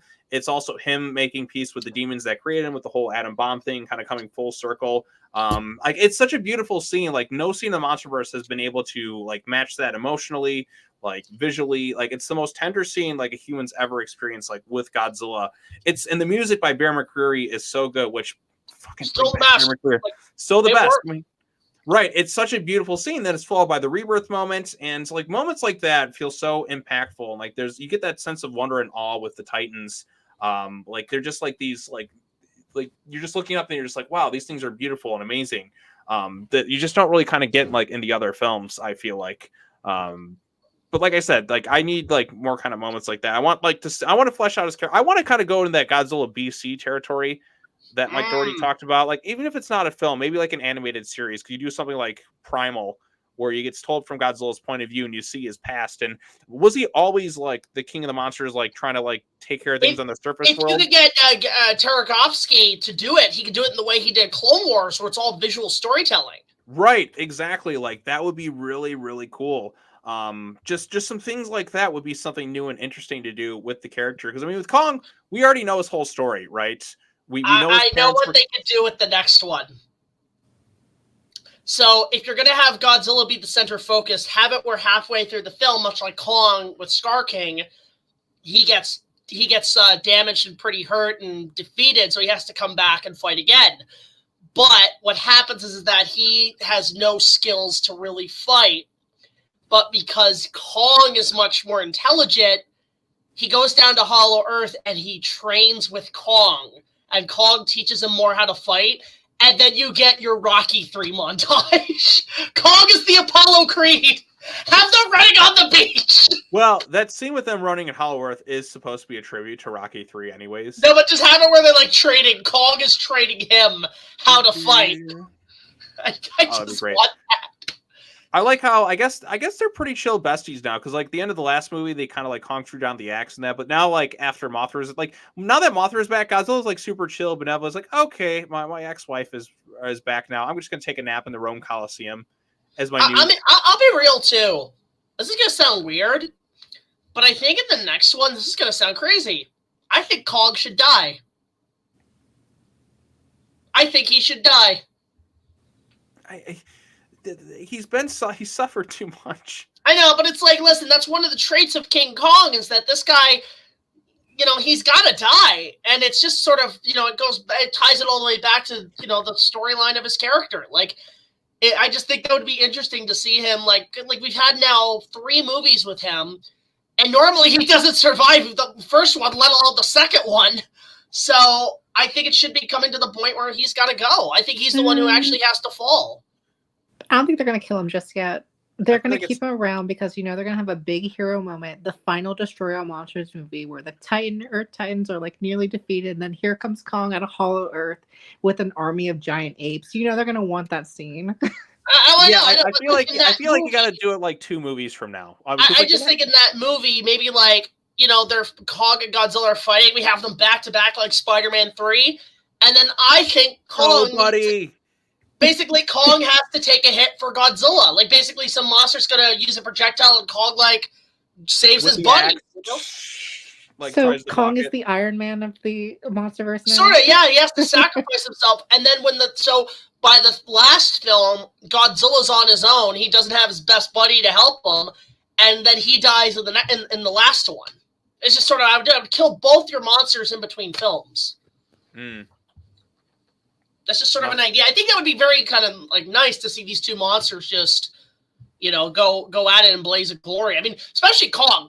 Here's the thing. Kong, from what I would gather, just for poetic reasons, I mean, he could either die from a projectile, but I would say he would have to die from some sort of man-made weapon. I don't know. Like, it's tough to say because, like, I feel like it's nice to see Kong finally get some like happier moments for once. I've seen him die. Yeah. I've seen this poor ape like suffer and die so much. I'm kind of cool with him living on. Like if I had to choose between the 2 to get killed off, like I mean, I'd say it'd be more emotional for Godzilla to kind of die, and then like to be the ultimate kind of hero because it'd be kind of like a really selfless move for his character. And then because, Kong becomes the new protector. He becomes the true king. Or like that's kind of the way I do it. That's how he gets King Kong. Right. But it has to be like a really like emotionally heavy scene. Like I also thought too, like if they bring in Godzilla Jr. and he has to die, I always thought of the moment like it happens there, like Godzilla's like mourning, Kong's kind of there like carrying Junior's body or something like that. Like wouldn't that be like gut punching or something? Oh, Kong has to raise Godzilla's son. Yes. And have a king. And then he basically becomes the Piccolo. Yes, like where he has to raise him alongside like Zuko or whatever, and all that. That'd be sad actually. That'd be more sadder than Kong dying. Right, because it's like the King of the Monsters like has to make the ultimate sacrifice to save, to stop. I mean, I just think the next film there has to be some sacrifices made because these characters are starting to become a bit indestructible, and one of them has to die. There's got to be some added stakes because like this one didn't really like. I feel like the last 2 movies didn't really feel as much in terms of stakes. Yeah, it's just like they're always dying, and they don't die, Right. And eventually you got to get to that point. I feel like you could probably like. I don't know if I'm ready just yet. I feel like I need one more movie and then you can do it. Because like if you do your little trilogy thing and then you do your cap off movie for the whole series, that's what I would do. If anything, end of the next one with with one of the deaths being a cliffhanger, and then you get to the last one. So basically, film 2 movies back to back. You could do that, but I also like the special feeling of the Monsterverse every couple of years. I don't know. I feel like what do you think, Nikki? Like, what would you rather see? I feel like what works for the Monsterverse is that we're not so like slammed with so much content. I think what works is that is spaced out. Mm-hmm. So I don't mind not having any end credit scenes because I don't want them to be pigeonholed in what they can do next. I like that they take the time to think about what could be next and build off that. Right. Clearly, it's worked for New Empire. Mm-hmm. But like, if you had to choose one of the big 2 to die, I mean, I'm a bigger Godzilla fan, but I think it'd be more emotional if he passed on than Kong per se, because I feel like Kong has died like literally every version of, like, unless the Toho Kong, like pretty much every version of Kong dies. I think it'd be kind of like a nice change of pace to let him kind of live for once. But at the same time, I feel like he's the more likely candidate to kind of go. But we'll have to wait and see. That's a tough thing. I think Wingard even kind of talked about that too. He's just like, he likes them both like equally for different reasons. But like trying to get to that point where one of them has to die, it's like, shoot, I've grown so attached to these characters. Like, do I really want to be the one that like has to see them go? It's a tough thing to kind of do, like, because it's like you want the stakes, but at the same time, do you really want to be the one who kills them off? Like, or say goodbye, like put a cap on it. It's a tricky thing to have to do if you're somebody. I don't think I'd want any of them to die though. Like, right. But you got to have some sort of stake. You got to build that stakes. Really, you got to give it that tensity, because I just feel like that there's no drama. Like there's no stakes. There's no like you don't like these characters are just gonna save. It's becoming a Monster of the Week sort of scenario, and even in Monster of the Week shows, you gotta get some dread at some point. Right, or you know what? They got to be like, there needs to be the moment where they're both like down for the count, like both of them. Like there's like, what I'm kind of like. I always think of it too. It's like the Rocky 3 situation where Rocky gets the shit beaten out of him by like Clubber Lang in the first fight, and he is down, hopeless, and out, and he has to kind of rely on a friend. You kind of need that moment where, or Dark Knight Rises, prime example. Batman gets the shit beaten out of him by Bane, and he is out for a long time. So you at least like feel the impact of the villain. I mean, King of the Monsters, I think, did this the best because Godzilla gets taken out by the oxygen destroyer, so the humans have to kind of do what they can to restore him to full health. Otherwise, Ghidorah will wipe out, like, terraform the entire planet. But like he would not have made it without the help of humans. And like, Kong's on his own island, so he's not going anywhere at this point in time. Or even the same with like Transformers 3, actually. Just Dark of the Moon, where like, have it where like the villains win, where they've conquered the planet, have the aliens come down and become the new supreme leaders, like really maybe some humans defacture back with the alien side, so you have a civil war. Like, go dark, go really dark on the next one. Yeah, I mean, I feel like the next one is going to get a little bit darker though, because we've had our fun back and forth stuff. Now we're going to like up the intensity and I think make it a little bit more emotionally heavy. This is Revenge of the Fallen, but better, is how I could describe Godzilla X Kong. It's Revenge of the Fallen, but way better, without the writer strike bullshit. Yeah. Did you all have a favorite part in the movie? Me, it's just Trapper coming in to save the day.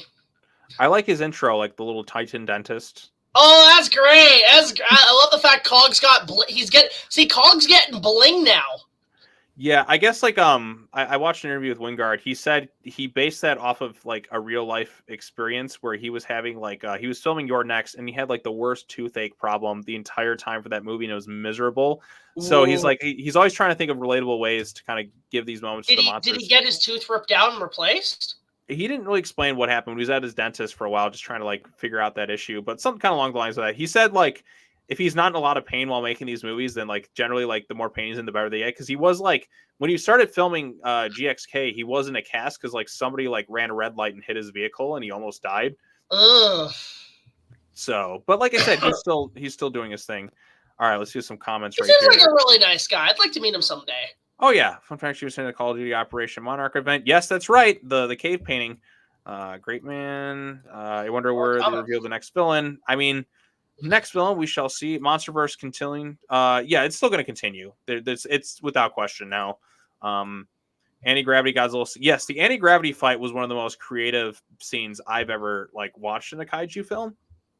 Surprised Godzilla didn't use his projectile, his atomic breath Projectile to kind of like push himself, like in. Yeah, like that. Like I was waiting for that Missed moment, or opportunity.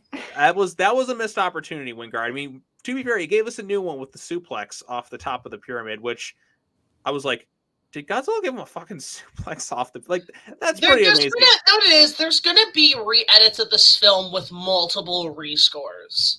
Is what I think. There's gonna be somebody's gonna do it with the Akira Fukube music. Somebody's gonna do it with Dragon Ball Z. We're gonna get our Dragon Ball Z edit. We're gonna get the anime opening style. Like I don't know why, but if somebody does an anime opening with this, can we get "We Got Power" from Dragon Ball from the Buu Saga? I think that's like perfect for that. Could work. We got power, da da da. Well, Nikki shared me one where it was the Hollow Earth fight, but they put "We Need a Hero" over the whole. No, thing. my favorite is them running, and you get the Batman '60s Batman. I mean, like I posted like a whole thread of that on Twitter, just like different musical bits over that sequence of them just kind of running. Like, I mean, I want to re-edit like the Final Wars music over that scene's like do do do do do do do do. I want a re-edit of Elliot Goldenthal's music from the Batman movies, like Elliot Goldenthal. Actually, you know what? Elliot Goldenthal could do a really good score to these movies. Like if you hear like Alien 3, his score is great in that. You put that in a Godzilla movie, oh my god. Right. I would like to see a new composer or bring back Bear McCreary for the next Monsterverse Elliot movie. Goldenthal I want in the next one. I think he would be really good at putting stuff. I haven't seen him score anything in a long time, but his Batman movie scores are fantastic. Very underrated. Oh, I was gonna say, shit, I had a thought and I forgot. Oh, I know who if they're gonna do a new creative monster again. If they're gonna do another creative monster, bring in the Griffin. Make that come full circle. Get rights. Get permission from Sony. I mean, here's a question. I think I saw this in the credits. I think I saw the script was done by David Goyer. And this one? David Goyer, I think, had a hand in the script. It was that or Terry Rossio. I can't remember. Terry Rossio had a thing in the script for this one and the last one. That's what I'm wondering, because, like, didn't they do stuff with Godzilla 98? I can't remember. Well, they initially worked on the 94 draft, and then that got drastically overhauled. And, like, for him, like, this was kind of getting another chance to kind of right the wrongs of the past. Because, like, so now get it where you can do the Griffin. I think Terry Rossio might have some, credits and rights to that, wouldn't he? I don't know. Well, you have to because it was never filmed or anything like that, so maybe. Or they make new monsters too. I like the fact that we do get new monsters. Like Scar King has his own unique personality. It's very War of the Gargantuas-esque with Kong basically being Sanda and him more like Gyra, but I think even more evil and ruthless because Gyra was just animal feeding. Scar King enslaves people and has like sex slaves too. Which I'll say this Nikki and I, we laugh at that scene where he just like tosses the fruit at the wife and kids, and they're just like, "Woo!" We don't know why it's so stupid. It's so silly. It's a pretty not like somebody pointed that out. I'm like, oh god, that is actually I never thought about that. Sugo's his son. I assume so. I mean, it's never 100% confirmed, but we can just assume it's him. Just doing this thing, and poor little Suko. Like I said, Suko is an abused child who's like has to kind of like goes through his own little arc too, and that was nice. And like a little bit of Gollum in him at times, like Gollum Suko, where he's like leading Kong to the Scar King, where he's like, "This way, masters." No, well, he's still trying to hold him back too. Like, he's very uncertain about Kong, kind of at first. But then he sees like Kong giving him food and sort of other things because he's not used to like kind of that caring nature. Aside from that one ape that he has that was like kind of looking over him in Hollow Earth that Scar King kills. But yeah, like I mean, it's kind of like those little moments too, where like Kong gives him food and all that. Like he tries to escape, but then Kong gives him food because he's trying to figure out where these other apes are at, and he kind of is like leaning into him and like trying to like be by his side a bit more, and then once he realizes Kong's trying to stop all this stuff from going on, and then Shimo comes in and takes down Kong basically. And then he kind of helps them from the other apes too by taking it down, and then obviously they go to Gia and all that as well. Like that was nice. Like I really liked those scenes together. Those are some of my favorites in the movie. Yeah, it's really good. Again, it's just very. It's very creative. That's the one thing I will give it huge credit for. It is extremely creative and strange, but original. And we want more of that. We definitely want more of that creativity. Right. Especially when it comes to this kind of stuff. Because it just, again, the only thing I will say is the criticisms I have with the Hollow Earth is that it's very Pandora. It's very Avatar. And I mean, right. like, granted, it's better because I at least remember shit, unlike Avatar. Right, and Hollow Earth, like, I mean, Avatar doesn't have the glowing crystals, and Hollow Earth, it's kind of like, everything's kind of like flipped upside down with the crazy gravity stuff. I mean, you have the floating rocks that are kind of the only thing that really reminds me of Pandora, but at least the monsters are more interesting within Hollow Earth than they are in Pandora, and that... I'm actually surprised that in these movies with the Hollow Earth theory, they have not brought up the theory about, like, how, I mean, you're obviously pulling from Jules Verne's Journey to the Center of the Earth, so, like, why not play up, like, I mean, I'm just thinking like in the Transformers movies where Jules Verne was inspired by the Hollow Earth theory, or he was the first to discover that. And that's why he wrote the book, was Journey to the Center of the Earth. It's based on that. That would be a cool tie-in. Right. Like, I think that would be interesting if they found a way to make that. Like, I'm thinking, like, again, if you're going to do prequel movies... do some, definitely do some, like time period pieces, like have a Rodan movie taking place in the 80s, like a Top Gun movie. I want the Mothra movie to take place during World War II and have it where, she fights the Germans. I think it'd be cool to see like Mothra trash. It would be cool, but then you're starting to play around with the continuity in that, and like monsters weren't fully discovered until like the world wasn't aware of them publicly per se until the events of the 2014 film. So you got to play around with it's kind of tricky. You got to you don't want to tamper too much with the timeline. I know even Monarch Legacy Monsters take some liberty. There's stories about World War II fighter pilots that while they were on flight duty, they have seen identifying flying objects pass by. Stuff like that, but you don't want to that's how you somehow bring in Mothra or something. Maybe Mothra is more, because she's more ancient, because she's more based in sort of this magical element, maybe she could camouflage herself or something. Like, have somewhere where maybe, like, the reason nobody saw Mothra was maybe because she just kind of stepped in at the very end of the Battle of Berlin. Just something maybe. of that level. But, I mean, we kind of have that. Russians, it was Mothra. Well, Monarch Legacy of Monsters introduces the Ion Dragon, which did take down ships in World War II, as they've showcased in that series. So that's kind of like because Mothra is more of a benevolent monster. She's not going to directly attack humans, and that's one of Toho's rules. She can't directly kill people. Well, if it's the Nazis who are pure evil... It's still one of their rules. She's not going to be killing, like, people on screen. That's why in King of the Monsters, like, they had to... Like, when she launched somebody, it had to be, like, in a web. Like, it couldn't be, like, her directly, like, munching on people. Because, like, Mike Doherty was told, no, you can't let Mothra do that in the movie. So that's why she has to be the more benevolent monster. Other things like Ghidorah and that, they don't care because Ghidorah is evil. But Mothra is not, like, that type of monster. She shoots her web, makes a cocoon, and then everybody's like, all right, light it up, and it's flammable. And then she's like, you fucking humans. God damn it. All right, Nikki, you're the Mothra expert. What do you think? Like, do you like Mothra being more benevolent like that? Or do you want her to, like, for certain people, like, munching on them or something? I mean, to me, Mothra is always a symbol for peace. I mean, yeah, she destroys stuff, but I mean, if you think back even to her first movie, like Nelson's taking the twins, she doesn't kill him. It's the people who want Mothra to stop that kill him. I love Nelson. Nelson's such an asshole in that movie. Like, he's just the whole like country's like, all right, we're after you, Nelson. And he like kicks the old man's cane over, and he's still trying to like get away, and they just shoot him. Again, I would just say find any way. I just don't know why. I just want to see Mothra take out the Nazis. I just think that'd be kind of fun. I mean, one, they're pure evil, and two, maybe have it where Hitler has the fairies in his possession in the bunker, and that's why the bunker. Find a reason to include that into the Monsterverse, and it'd be great. And maybe have it where like everybody in the Battle of Berlin says, "We saw nothing." We will take the credit. No, the U.S. tells the Russian, okay, you guys take the credit for killing Hitler. We're out. Okay. Hitler stealing the Mothra fairies does sound kind of funny, like for a plot for a movie. I will use them to create tiny people. God. Oh no, it's a giant butterfly. Just do it. It's a cartoon show. You might as well.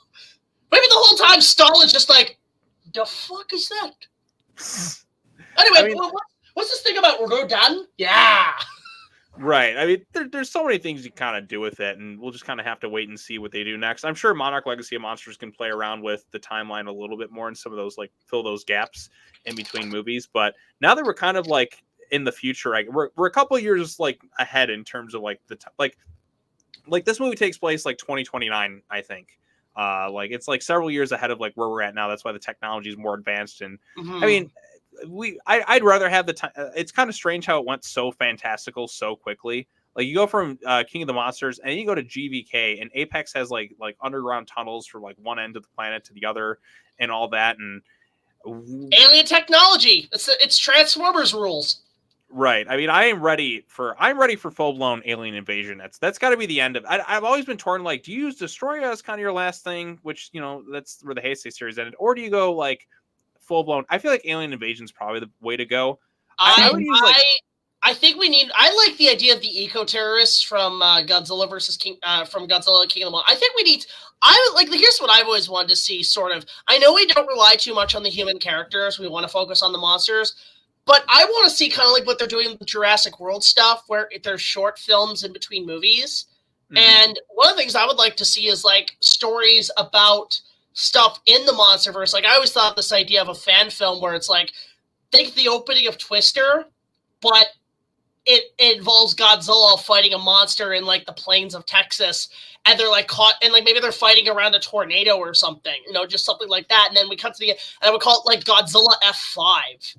Or something, just something like of that nature, or one with Godzilla in the snow in the mountain. Maybe there's like a military mission in the mountains with like soldiers in white. And maybe they're fighting eco terrorists. So you have like sort of a Call of Duty-esque story in the Monsterverse. Stuff like that would be cool. Like because at least you're not only getting like monsters fighting, but you're getting people fighting. Something that Final Wars did really well. Right. But have it where there's like machine guns blaring, like you do like a big gunfight with these monsters. I think that a war. I still want to know what the hell happened to Charles Dance's Alan Jonah in these films. That's why I'm thinking you have that scene with the mountains. I don't know if he'd ever want to come back, but at least tell a story in like a comic book. So I at least have some closure there. Like him just like, we'll take it. And then they somehow sell it to Apex. And I need more. Like, show me more. Like, where is he? What's he doing? I mean, with the time jump, he's probably dead by now. Well, he's probably dead, Tell me a comic book. Or maybe he's in Axis Mundi. Here's what I imagine. Again, mountain scene, secret eco-terrorist base. They're about ready to ship the Ghidorah skull to Apex. Apex choppers coming in. Meanwhile, you have a military operation trying to stop them, but they fail. Just do something like that. But then the next season of Monarch. Have Monarch take place in multiple... Have that shit in Monarch. Do like a war movie. Just something of that nature. Very G.I. Joe. So many things to do. I'm trying to think of what else to say before, because we've been going for like an hour and 40 minutes. Anything else you two want to add? Things you want to see in the Monsterverse, where you think it's going to go next? I just feel like they should definitely kind of wrap it up. In terms of just do 2 movies, do a Destroy All Monsters, do a Godzilla versus Destroya, do something with that, and then if you're going to do more, do spin-off movies in different timelines with Mothra, Rodan, and flesh out the rest of the monsters. I think we've had enough Godzilla and Kong where we can kind of wrap up their story. And I want to focus, if you have to go on the other monsters. Okay. What about you, Nikki? I would say try and go as long as you can, but please plan it out. I mean, if you think about it at this point, the Monsterverse is almost going to be as long as the Showa when it comes to content. It's really amazing. Yeah. We're 10 years in. We lasted longer than the DC Extended Universe. We lasted longer than the Millennium series, the Showa or the Heisei series. Yeah, and it feels like they finally found their stride. Like, it's low on budget, and they're making more. and like the audience is clearly here for it. Right, like I it's just want kind them to take their time, build it up, and Mhm. then I think it's actually being more successful than even Marvel at this point. Yeah, I mean the MCU was huge for like obviously for many years, but like right now, like this movie is, I mean, compared to like their last like two movies, like the Marvels and like Ant-Man, Quantumania, and like things like Secret Invasion, and like She-Hulk and all that. It's They're like missing the mark. right, I mean, Guardians 3 was kind of their outlier. I feel like in the most recent. No Way Home for me. That was the best thing. Right, Done. No Way Home and Guardians 3, like post Avengers, like Endgame, have been the only like kind of worthwhile movies to watch. Doctor Strange has kind of its moments, like thanks to Sam Raimi's directing, but that movie had so much studio messing with things, and Sam Raimi at least made it visually interesting, but the script of that's like kind of a mess.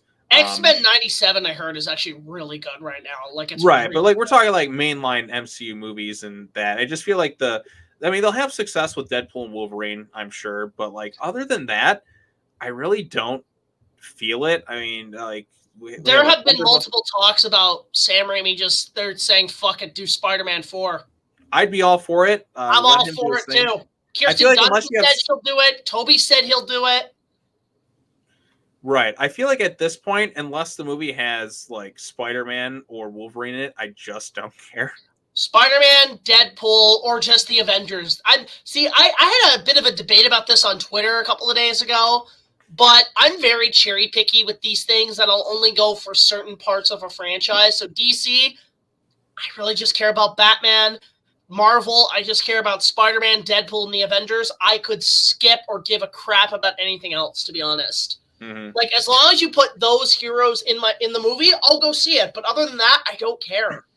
Yeah, I think too, because like there's been so much content with it, and unlike the Monsterverse, which kind of takes its time, we have a couple years off sometimes. Like this is the most we've had in a short amount of time with the series in that, but it's not like overbearing. It's not like 5 movies a year. Because we've only had 5 movies in 10 years plus 2 TV shows, so it's not really been like you can watch it all in a day. Just do it in bulks. I think that's a good plan for a lot of people to do. Just shoot in bulks, and then release them every now and then film your next batch. You know? Right. I'm hoping, like I said, I need Skull Island season 2 to wrap that storyline up. Just like I said, I only need the other 8 episodes. Conclude that. I don't really need like past that. I just want to see, because they left on a cliffhanger, and I want to see that storyline kind of concluded. So wrap that thing up. We'll put a nice bow on it. I'm good with it. Just another 8 episode. Finish that storyline off. We don't have to revisit it again. Monarch season 2, I would like to see, based on where it ends, with a season centered around Kong and Skull Island. We can get cameras out and all that. I'll talk about that here. People have been telling me to talk about Monarch, but because Kong and Skull Island is only kind of in a few things from what I heard, I don't think there's enough for me to talk about. I think if anything, I'll talk about it in GXK when I get to it. I think you just do like a quick vlog on watching the if you do a whole season set on Skull Island, if you call it like, instead of calling it season 2, you call it Monarch Skull Island, I'll watch it. Right. Well, I think you should give the first season a watch. I quite liked it. What would be cool is if they connect it to the Skull Island Netflix show. It's all in there somewhere. Because Skull Island Netflix has like one tie-in to like Kong Skull Island, where somebody like got the map from somebody who went to Skull Island's mission in the 70s. Yeah. So cool. Anything else you want to add, Nikki? Nope, I think I'm good. Okay. I feel like we said, I mean, we talked movie, talked all sorts of other things. I'm trying to think if there's anything else to really kind of add. The one part with the Star King laughing at Kong, I've seen the meme of that. It was like, hey, look, he thinks it's Shin Godzilla, or Godzilla -1. About his tooth. Or, the ogre has fallen in love with the princess.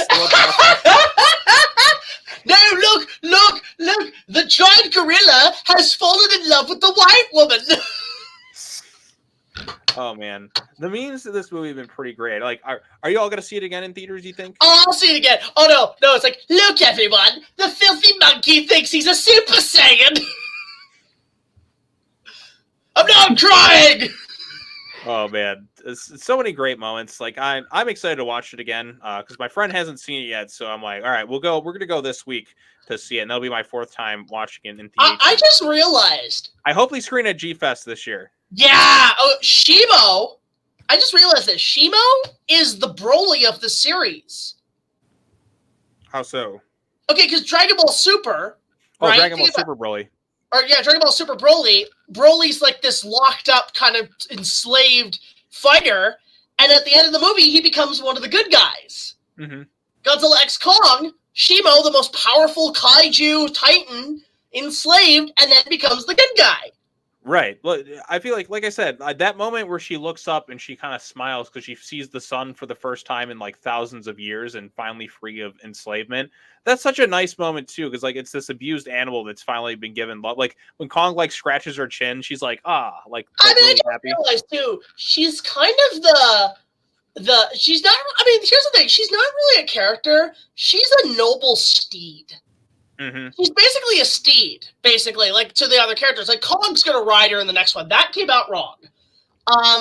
But that's gonna be Kong's noble steed at this point. And one thing I wanted to bring up: did anybody? Because this is very '80s heavy, which you'd think we'd be sick of, but in this case, it's acceptable. Good song. Anybody else got a lot of never-ending story vibes with this movie? I've never seen it, so I don't know. Okay, well, first of all, it's its 40th anniversary this year. You should definitely watch it. It's a fantastic, deep film. It's a great song. But first of all, you have the soundtrack, very 80s. The Hollow Earth feels a lot like Fantasia, like a lot like the universe. But then you have it where it's funny because I was talking. Again, this is me riffing in the theater with Nikita. But when you go to the tribe with the temple and everything, and they're having that big group meeting before they give Gia the power, I was just realizing this is just the scene where it's like, the Nothing is destroying our world. Our Empress is dying. We need a great warrior to help save us from the Nothing. And here comes Gia coming up. It's like, oh, not Atreyu the child, Atreyu the warrior. And it feels, and then literally down to Shimo basically being Falcor. And it's the never-ending story.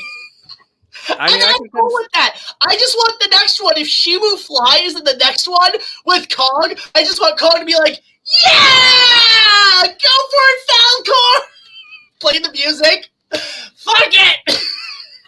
This movie's a big pile of fuck it, and I love it!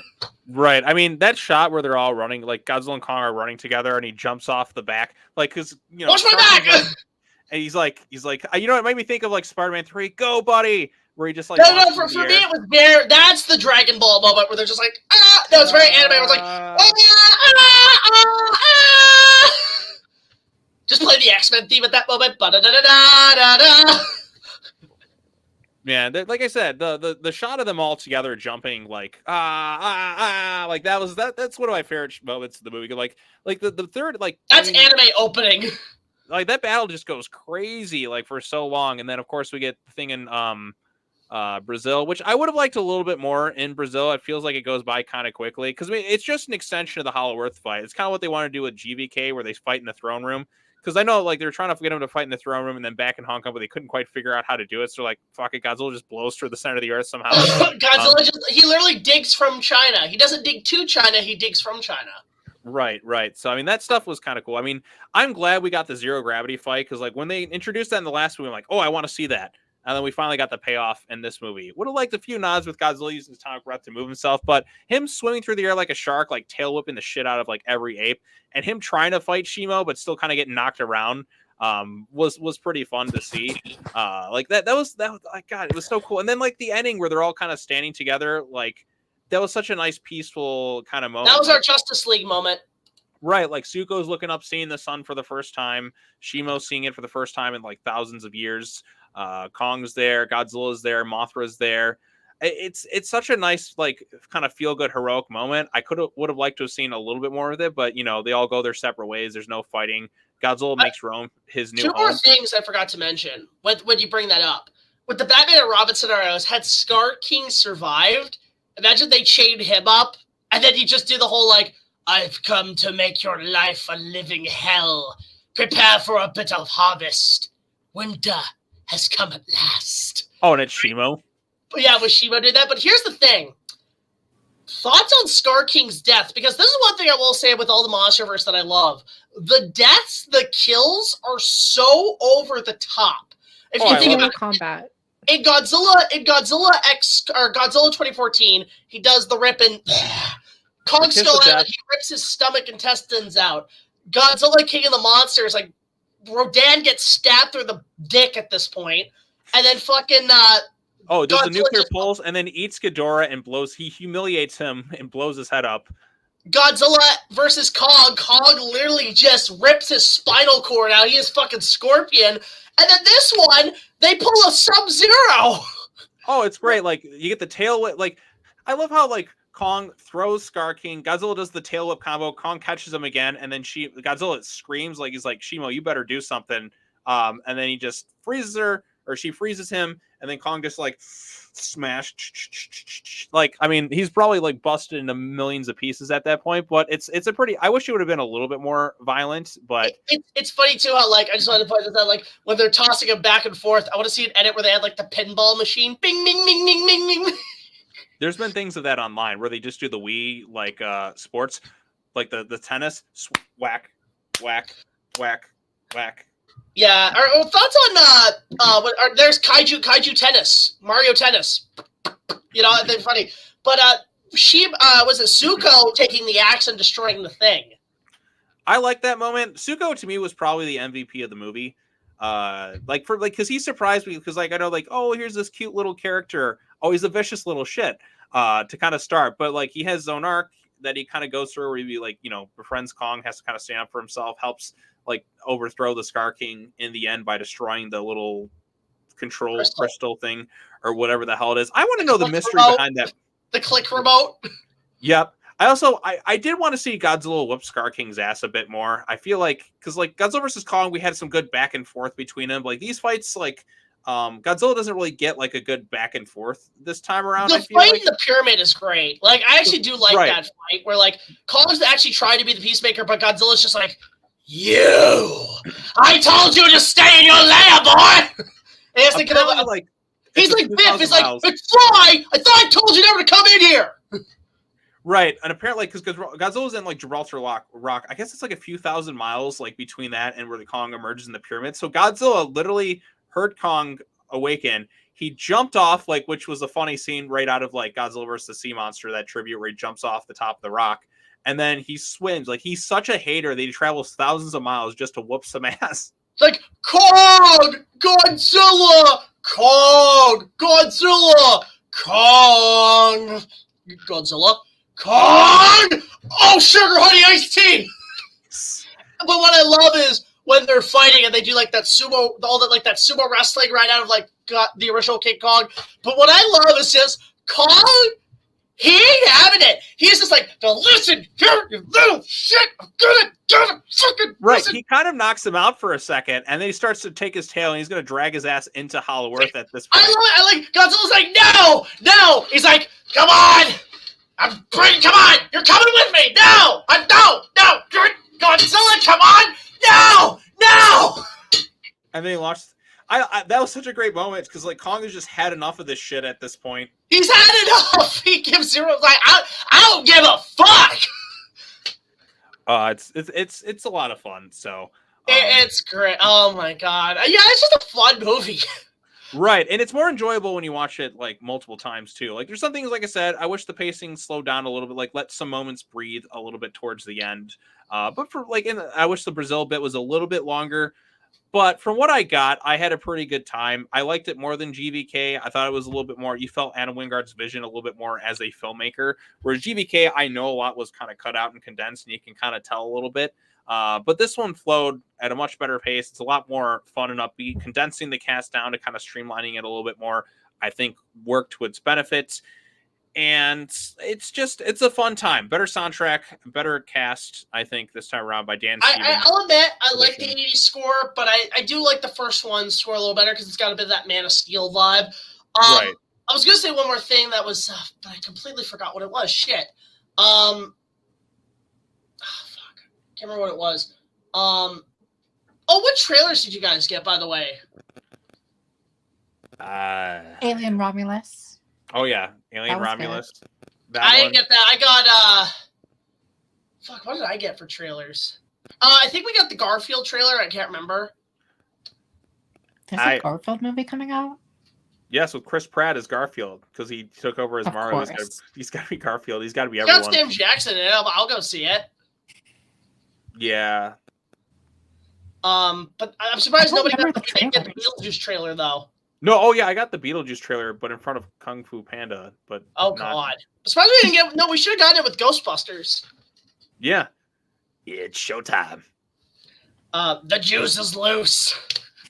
Yeah, I'm excited. Like we get like back-to-back Keaton reprisals and back-to-back years, which is kind of strange. But I can't remember what I was gonna say. I've completely forgotten. Okay, well, look, as this is going on, I think we're hitting about the 2-hour mark. If any, like, I feel like it's a good chance to kind of wrap this thing up because I remember what it was. Okay. Very quickly. I like what Jeremy John said about this movie. That this is pretty much a pitch for a Primal Rage movie. Or not Primal, Primal Rage, yeah. Well, I mean, when Kong's holding the glove, that shot is a tribute to the Primal Rage cover. Can we just get a Primal Rage movie at this point? From the makers of Rampage, get Primal Rage going. Let's get Rampage too. Yeah, you know what? I always thought George would have been a good Son of Kong type character, but I'm glad we got Zuko. Like he's his own personality, but Rampage is a lot of fun. Like that's one of the more entertaining video game adaptations. Like it's so ridiculous, but I'm having a good time with it. So yeah, that's what anyways, this is a Primal Rage movie. Right. I can't think of anything else to really add to GXK. I'm sure he'll do like long form reviews down the road or other news related videos talking about where the Monsterverse could go. We want to see alien invasions, Nick Cage and John Travolta as like exilian leaders. We need a Monsterverse arcade game. Yes. Like Primal Rage, like a tournament fighter, but it's Monsterverse. Yeah, I think it's an absolute crime we don't have a Monsterverse fighting game or anything like that. The fact that we're in like this huge Godzilla renaissance, like honestly, maybe the best couple of month period for Godzilla ever, between -1, Monarch Legacy of Monsters, some comic books, and Godzilla Kong: The New Empire. Between all this stuff, and we still don't have like high quality video games. It's an absolute fucking shame. It's just because like IP games, like in terms of movies and shit, they kind of gone the way of the dodo. You don't really see IP movie games anymore. Right, or just based on the IP in general. Like I mean, so much of this is just live service bullshit that nobody likes. Oh, here's the game. Oh, we're doing season of this. Spend $30 to change your jacket to a different color. I'm like, just give me the fucking game, single story. You can have some fun multiplayer aspects to it, but focus on telling a good story-based game that invests me as a player. Like God of War, gonna be subscription service games. I hate the stupid WWE's like, oh yeah, even though Suicide Squad Kill the Justice League fucking bombed big time, we're gonna lean more into this live service stuff. I'm like, you dumbasses, nobody fucking wants that. We don't want streaming service games where we have to pay like this amount for as many games as we want that you could easily take away. Right, just give us. Remember when you could just put in the disc and that was the game? No, you take the cartridge, you blow it, you stick it in the machine, you play a couple levels, and you beat the game. You finished it. You want more? Go on the online and connect it to the internet. That's all you need. Yeah, it's not the same anymore. So yeah. But anyways, I think it's a good place to kind of wrap it up. We hit like the 2-hour mark. Sean's voice has kind of gotten a little bit scratchy talking. Same here. Is yours kind of the same way, Nikki? Like, I've had a cold, but I think mine's allergies, to be honest. Oh yeah, this weather season just kind of sucks. But well, up here it's been like Mother Nature has severe bipolar disorder. She cannot decide snow to rain to spring to snow to like, bitch, make up your goddamn mind. Pretty much. Mother Nature has been fucking around for a while. I mean, it's like poison ivy. Hell, I am Mother Nature. I mean, no, it's not the good kind of Mother Nature like Phyllis Diller in that Snow White Filmation sequel with Malcolm McDowell as the bad guy. I have no idea what this is, but my God, it was Filmation's last thing before they croaked. Okay. I remember, they did that live action Year Without a Santa Claus. I forget who played like Mother Nature in that, but I think John Goodman was like Santa in it. That was the Rudolph the Red-Nosed Reindeer movie with Whoopi Goldberg as like the Snow Queen. No, there's somebody else's like because they had that guy from Independence Day. It was like David. Like, no, they got Harvey Fierstein. Yeah, it's like Heat Miser. Oh yeah. Oh my God. And he's singing the song. David. He's singing the voice like this, which still also connects back to Batman Robin because Mr. Freeze is orchestrating his ice thing. Oh my God, they should have played that in this movie. Do. like when Shimo's like freezing everything, somebody's watching I'm Mr. White Mr. Christmas. White That would have Christmas. been great. Or somebody's watching Batman and Robin. He's like Well, it is owned by Warner Brothers. that would have been a great tie-in. I mean, Ace Ventura exists in the Monsterverse. And he's owned by Warner Brothers. Right, which is or maybe it's not quite Jim Carrey's Ace Ventura. Maybe it's like a Last Action Hero thing and it's somebody else playing the character. Jack Slater's in the background. Yep, like And then Charles Dance. Oh my God, Charles Dance is out. His character in King of the Monsters was actually I can get King Kong. there you go. It's all connected. Like It's all connected, man. And then, and then in the future, where there's no more monsters, then they create the Oasis, and they put Godzilla in there.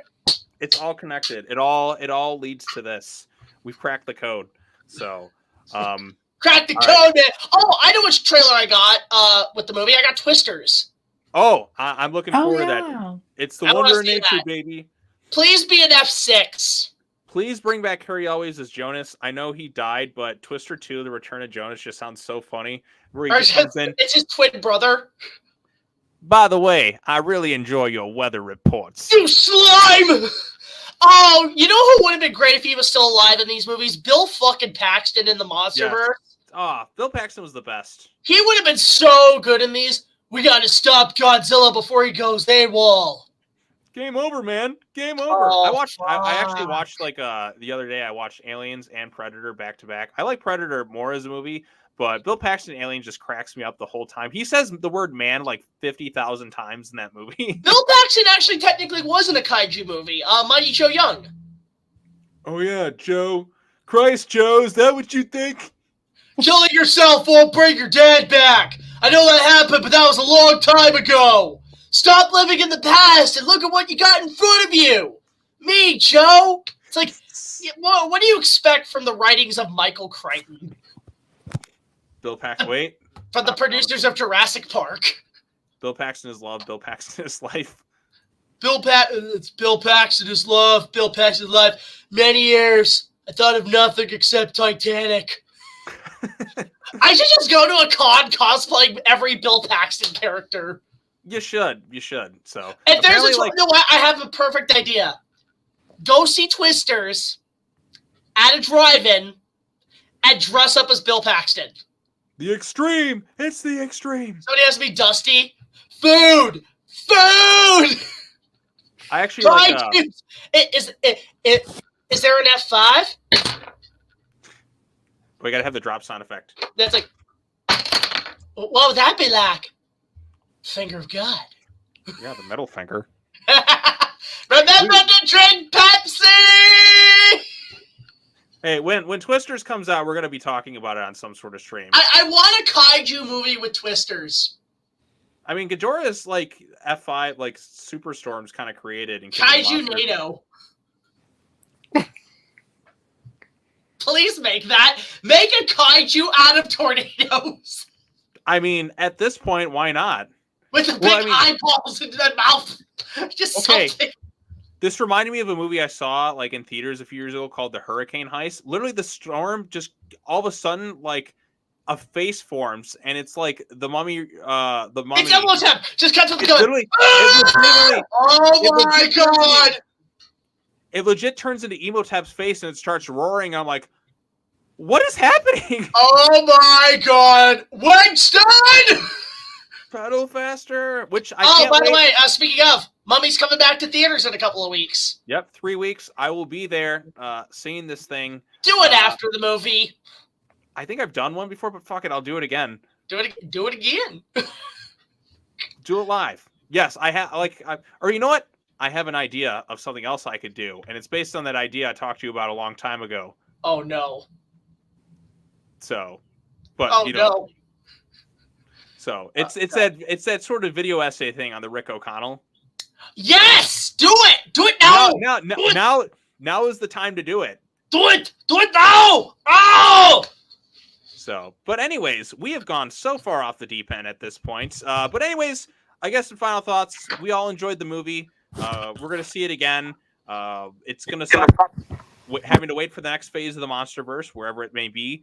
But we're going to have to be patient. Because now it's like at the point where I'm like, what do I look forward to anymore? Like, this is it. I mean, we're into the unknown again. It's like the post GBK depression. For sure. At least I'll have a video game to kind of hold me over in the next graphic novel. But like I said, I'm in the Anakin Skywalker. I want more, and I know I shouldn't. I'm actually okay with the break because it gives me a chance to catch up and catch up with episodes, and then I can wait for the next phase. We have been in the biggest golden age resurgence phase of Godzilla. Like the last few months have been like maybe the best time ever to be a fan of Godzilla, and that because you're so spoiled. Like with and we got G-Fest in a couple of months. Right, it's not over. It's not over. I guarantee after -1, this will be the most successful G-Fest to date. Yes. Oh, they should screen. Oh, if they screen both movies in like a double feature. Oh, my double feature, baby! Triple feature. Godzilla -1, Godzilla vs. Kong, Godzilla X Kong. It could happen. Make that happen, babe. I'll watch that shit. I've never been to the screenings yet at G-Fest. I keep missing out. I almost wore my Pickwick Theater. So they're in Pickwick, like the Pickwick Theater, because usually have the Taste of Park Ridge like festival at that time. And the most fun I had last year was at G-Fest, and I just keep thinking back to. I'm like, I need to go again. Like I felt so much better. And thank you, man, for helping me out with like the episode that we put out a couple of weeks ago. Yeah, you see my little hand cam footage in that, and probably little cameos from time to time throughout it. But I'm looking forward to seeing some of the other stuff because I mean I'm sure that footage is being utilized for like 20 episodes at this point. I mean, it's only that one episode. There's only the stuff we shot with for the opening of a couple episodes we're going to work on, but really I've used it all up. I'm actually just going right into except for the tease. Yes, the tease. Yes, that's the only thing I can left to think about. Or did you use the Jurassic Park stuff, or is that for the? I haven't. No, I'm saving that. Okay. The Galloping Ghost stuff, I'm saving. Right. Okay. Cool. Yeah. But anyways, I can't think of anything else really to add. I'm going to buy some GXK merchandise, I'm sure, G-Fest later on. Now, while the movie's in, just going to enjoy it as much as possible, and then the long wait for announcements of like what they're going to do next. I want an announcement soon, so that way I at least have something to kind of look forward to. To continue the Monsterverse trend. So, but I mean, the movie is going to get a sequel at this point. I mean, we're getting it. We're getting the Godzilla Kong trilogy. I never thought I'd say that. I know it's crazy to see where it all like, where we're at today. I wish 10 years ago, if you would have told me, by the way, Sean, you're going to have a whole Monsterverse of series. You're going to have bullshit. Oh, don't BS. Kong is not going to be wearing an Infinity. Listen here. Telling me like right before like because this is like I did 30 Days of Godzilla like 10 years ago. Oh shit, that's gonna be 10 years old now, that video series. Oh no. So listen, I've been doing my show for 10 years and I'm almost at episode 99. I'm almost at 100 episodes. I kind of want to remaster those videos because like I can't watch them because like the sound quality is like I'm so quiet and talking. You're gonna special edition them and you're gonna have it where Sean shoots first. Right, or like that South Park episode. We didn't always want to we always wanted to put Imperial Walkers in the forefront of it, but we didn't have. No. You have a scene where you have a CG character and you have to digitally walk around them and step on their tail, and it looks really awkward. Yes, that's exactly what I want it to be. Like the special. Wait, we need more Boba Fett in the background. Yes, just add the CGI. VFX. Or Michael Myers in the background. Well, I have a giant Michael Myers stand. Like you can see it kind of, like I don't know, like right over there. But just have him in the background, like inserted digitally. Right. Something like that. So, but yeah, I guess at this point, I can kind of wrap things up because I got to go let out my sister's dog because she's working and she asked me to do it. And that dog is younger and may go in the house. So, so I'm going to wrap this thing up. But before I go, I'm going to ask everyone if they have anything to plug. Nikki, Mothra Mystic, thank you so much for joining on this thing. Do you have anything to plug? I don't, but check out my friend Slick's podcast, Echoes of Giant Monsters podcast. Would you like to post it in the comment section so that way like they can I'll send you a link, yeah. Okay, I'll put that in the link after the video. That way people can kind of check it out. So like because you've been on some podcasts in that too. I've been on an episode talking about Mothra, yeah. Exactly. That's the best one, right? Because you're there. I mean, maybe, I guess. I don't really do anything. The tagline would be the Kaiju podcast. Look, a butterfly. Yes. So, okay. Well, go check out that stuff. Like I said, the Mothra one, wherever it may be in the video or whatever, I'll just point downward because that's just the way to kind of go. So got that going on. And of course, Jack, who's been on the channel numerous times at this point, I'm sure you got a lot of stuff to plug. So plug away. Just a couple of things I might as well just go ahead and say it. I'm working on, if you guys want to check out my last few King Kong reviews, we've brought them back in a much better, brighter quality way.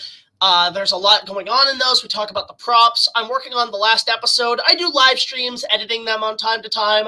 But outside of that, a couple of announcements. If you guys are interested in meeting me, actually, in person in the States, I'll be at Universal Orlando April 20th and 21st. If you guys want to catch me at the park. And then I will probably be coming back to G-Fest along with attending Anime North in May. Actually, no, it's not April. No, it's not. Oh, shit. Well, I fucked the calendar. Anyway, I'm going to be in Universal Orlando April 22nd and the 23rd. That's what I meant. Monday and Tuesday. And then Anime North, I will be there May 23rd to the 26th. And you guys can catch me there. But yeah, just overall, just working away on the next batch of episodes. So you can check it out there and subscribe. Well, Jack, if you're actually in town around that point, I think that's when the Mummy screens in the US. So if you're still in town, you could still go see it. I could still go see it, but hey, it's no fun without you, man. Right. Well, if you're in Universal area, you could probably see it with. Oh, that's the thing. I'm actually right when I go, I'm gonna miss probably an event they're probably gonna have there. Well, like I said, you could see it with Cinematic Trash if you're. Well, listen. I don't need to. My way to celebrate, I'll just go on the ride. Yes, go on the ride. And great if I got my cup of coffee. Could be a lot of fun. So, but yep. All right. Well, I want to thank you both for being on the stream. Having 3 people is more fun than 1 or 2, I think, because you can kind of bounce off. Everyone gives their input and everything. Really appreciate everyone for jumping on. Everybody for watching along in the chat. It's been a while since I've done a live stream. I think the last live stream might have been just a spoiler talk for GXK. And now is going to kind of come like the after videos with it. So I didn't really do too many leading up to the movie like I did with like King of the Monsters and all that, because I just didn't want to be reporting on all the news because I'm sure I would have been spoiled for a lot of things. That kind of takes aftermath. Right. Now it's going to be like kind of like the quieter times. Although like now it's kind of like makes me want to just go and watch and kind of talk about all sorts of other Godzilla videos.